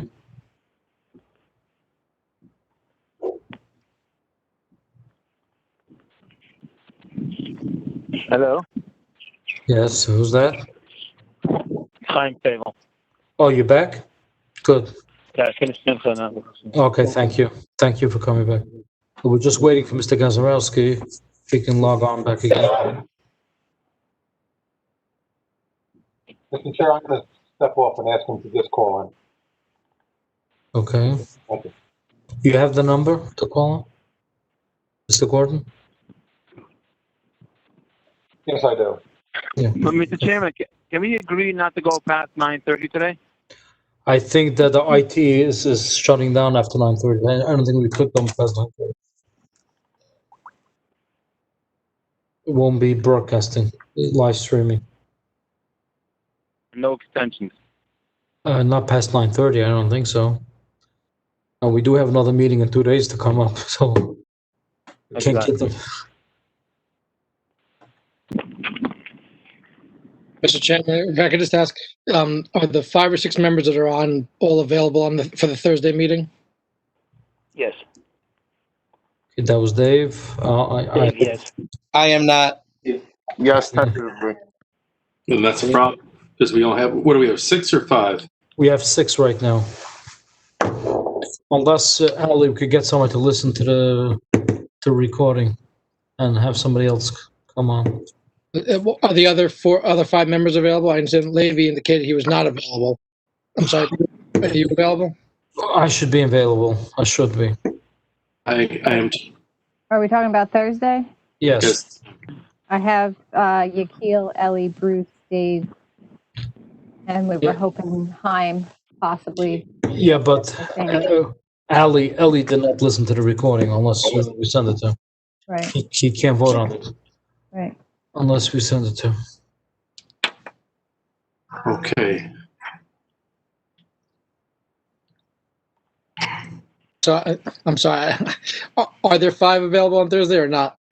Well, not the same 5 from tonight. Yes, there are. No, if Chaim Sable's available, right? Mr. Sable, you're available Thursday? I cannot commit at this point. I don't know what's going to be. Okay. Can I ask, Mr. Chairman, Ali, what's the meeting after that? Is there a meeting?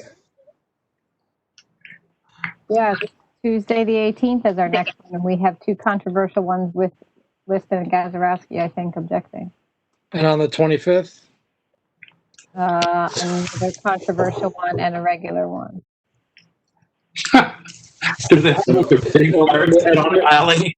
Mr. Pfeffer, the last 3 months, because we weren't having meetings in the township, we pushed off all the controversial ones, and now we're stuck. As far as I know, the township is keeping it closed till January 1st.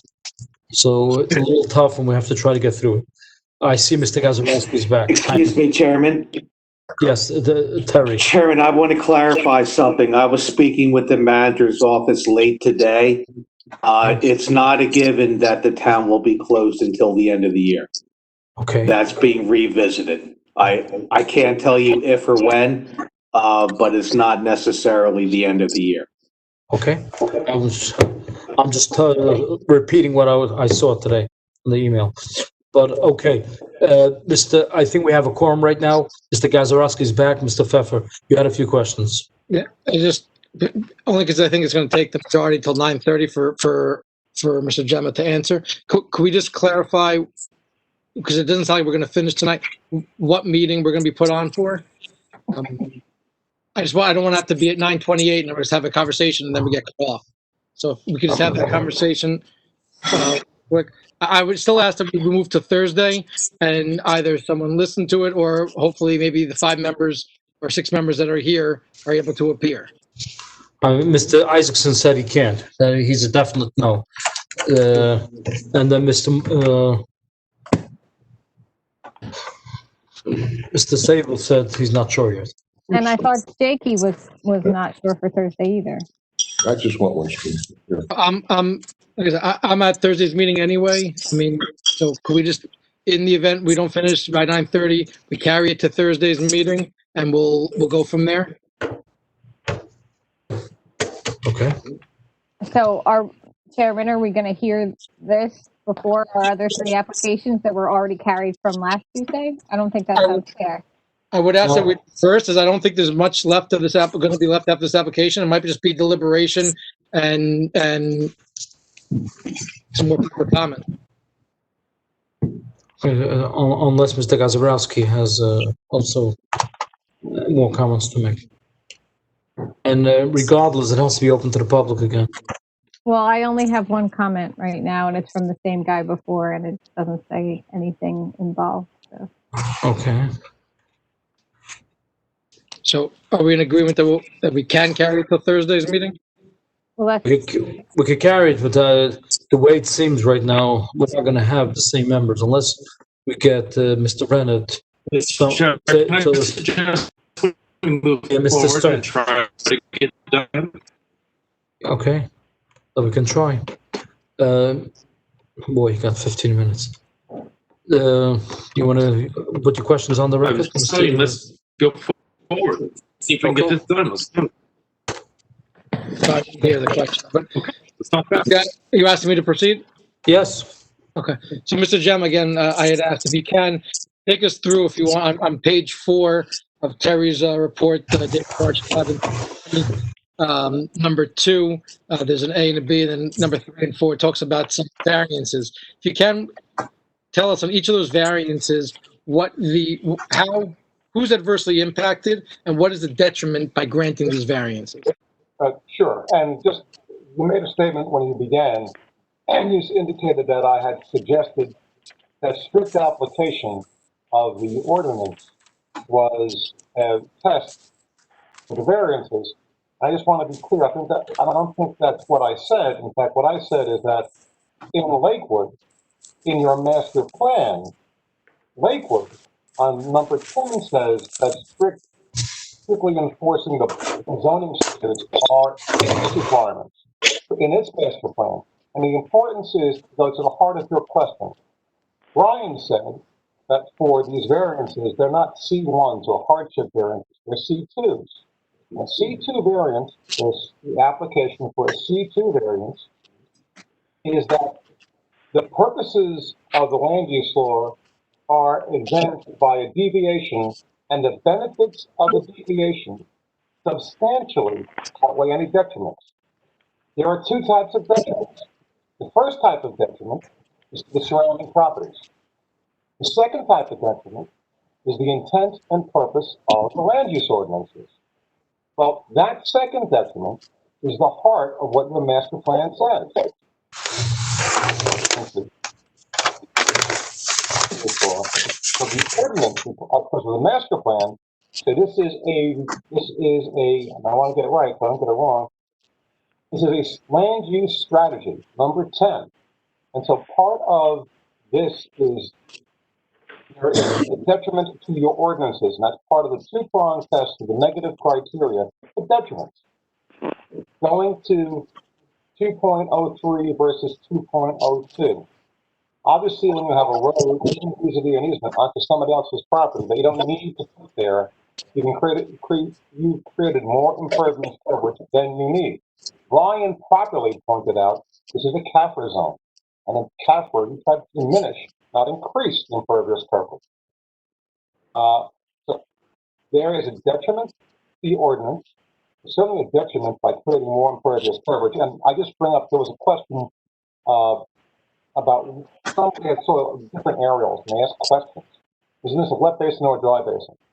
All I know is that in the last aerial that I saw, Brian, was actually a sprinkler or a fountain in that basin.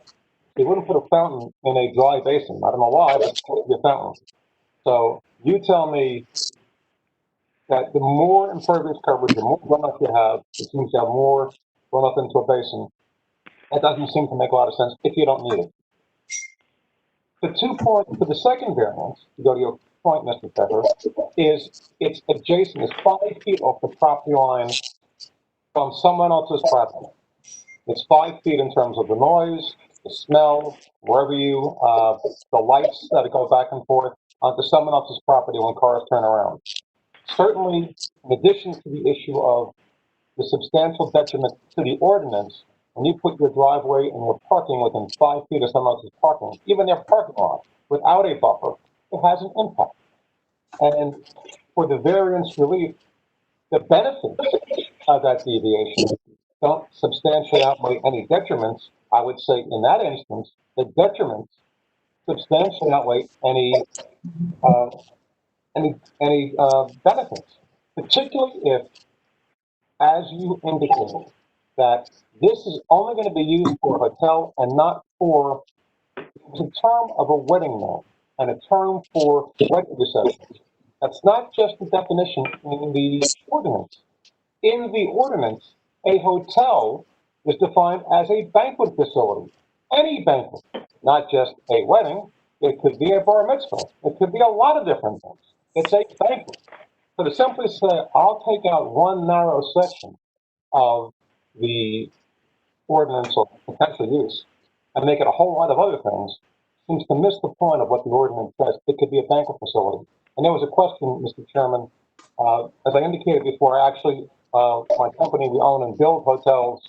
The standard for hotels for banquet facilities, a round table, you have one person for 10 to 14 feet, a rectangular table, one person for 8 feet, and for a dance floor, 2 to 4 square feet per person. Those are the standards. I'm sorry, just to clarify, Mr. Johnson, are those standards in your personal experience or as a professional planner? Not as a professional planner, and also used in my experience. We own 2 hotels, both in Jersey City, but they're the standards that are used. Thank you. Okay. You have any other questions, Mr. Pfeffer? There's one of the variances, if you can, just talk about the sign variance. Sure, yes, sir.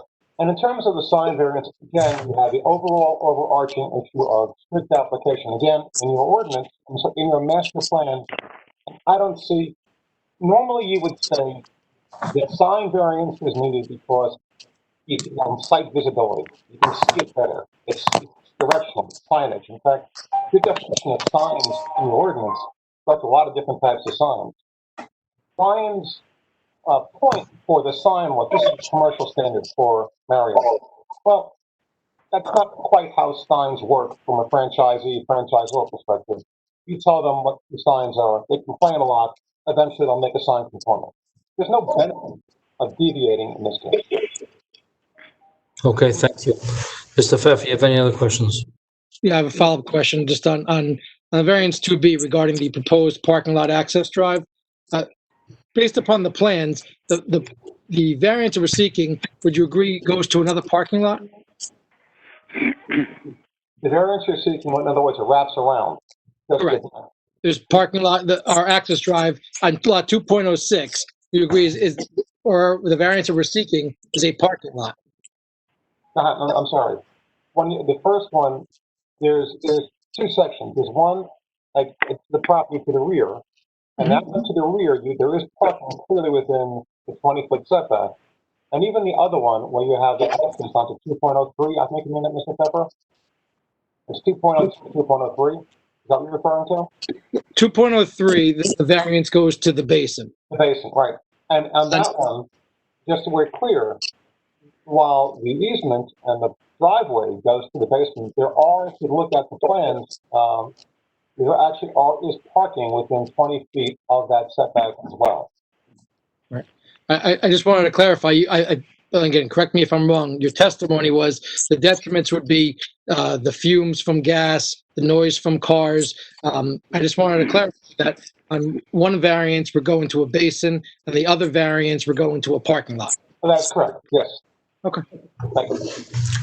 Those are all the questions I have a question. Okay, Dave? Yeah, I just wanted to summon the feasibility of using that Sim Road, which is being constructed, at least for commercial deliveries. That's the only question I have on this. Okay. Which I think it's important. Okay, If Mr. Gazarovski doesn't have any further questions of Mr. Gemma, I'd like to call Mr. Flannery again to address and rebut some of the testimony from Mr. Gemma. I have no questions at this time. Okay, Mr. Flannery. Brian, you're still under oath. If you can, you've heard the testimony of Mr. Gemma. If you can address any comments or concerns that you have, responses. We have a difference of opinion. You're breaking up. Speak into the phone, please.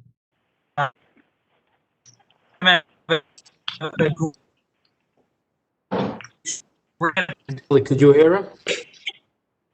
2007 master plan. No comprendo. Brian, we can't hear you. You're breaking Don't up. know, don't know what that is.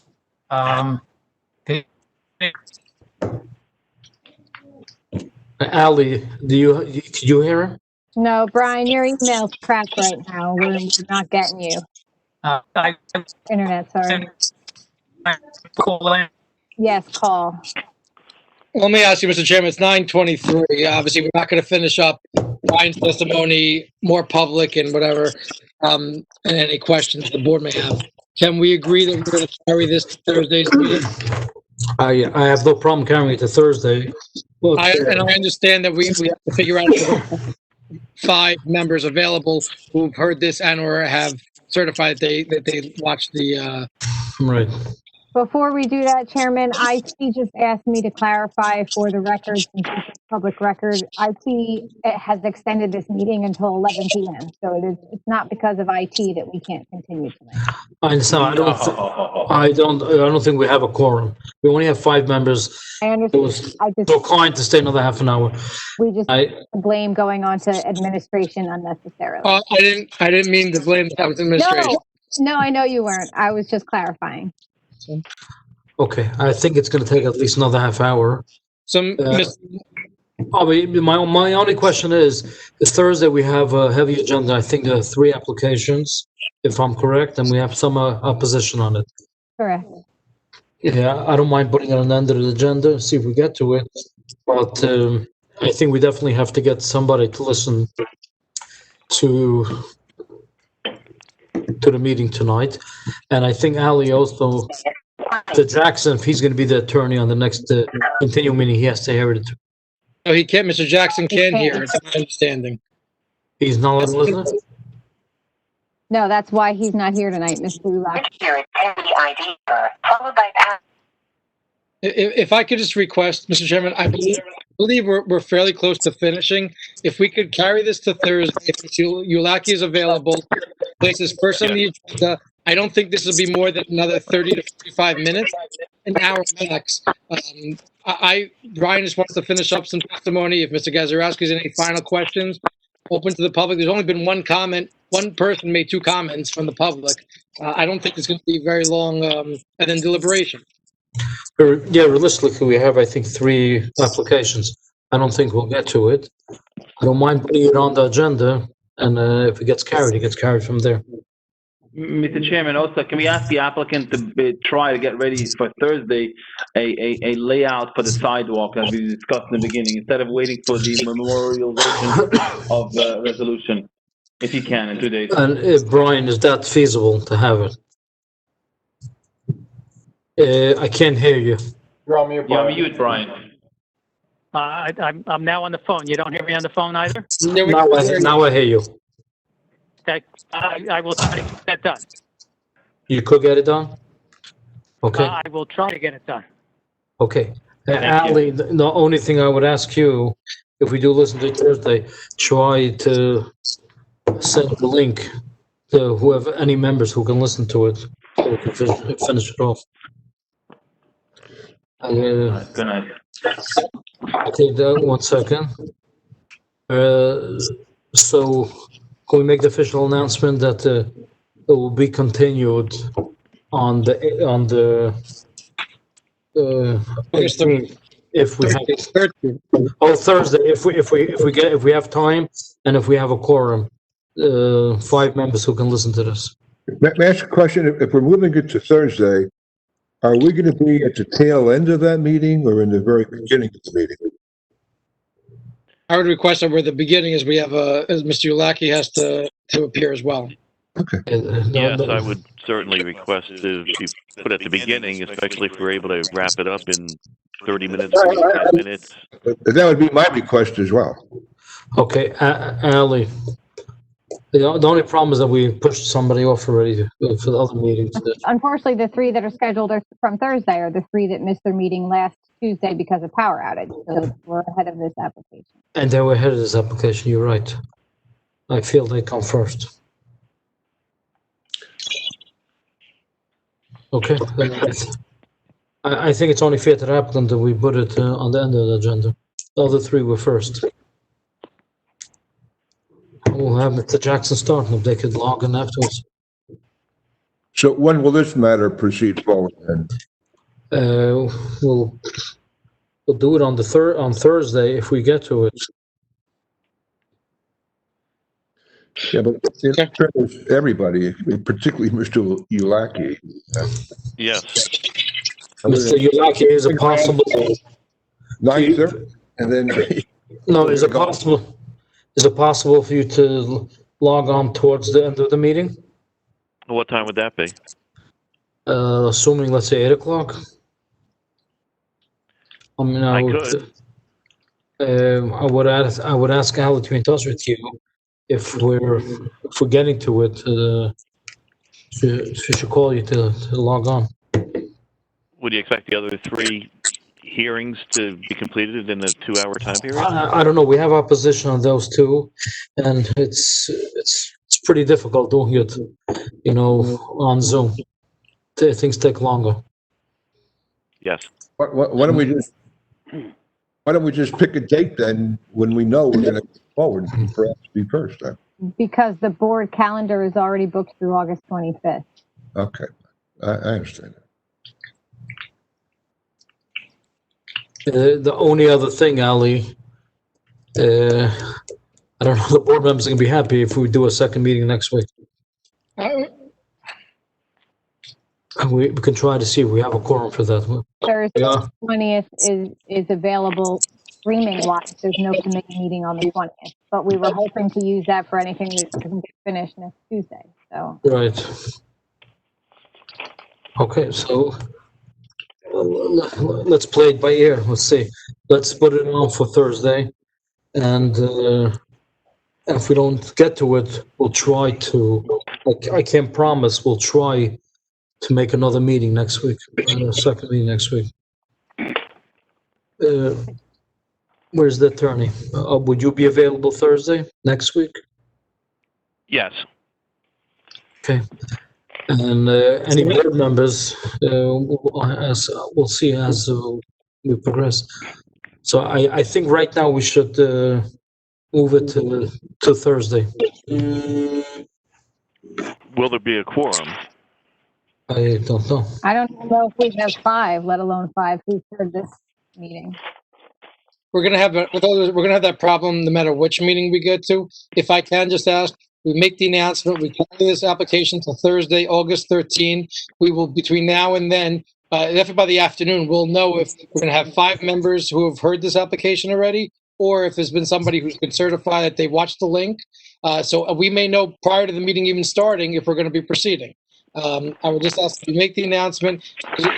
Change. It could be people who think they're not, now they are available.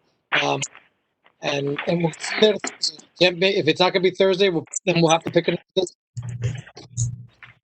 Okay, I'll make the announcement now that public hearing SP 2109A, RD Lakewood LLC, will be carried to Thursday, August 13th, without any further notice, provided a quorum is available to conduct the hearing.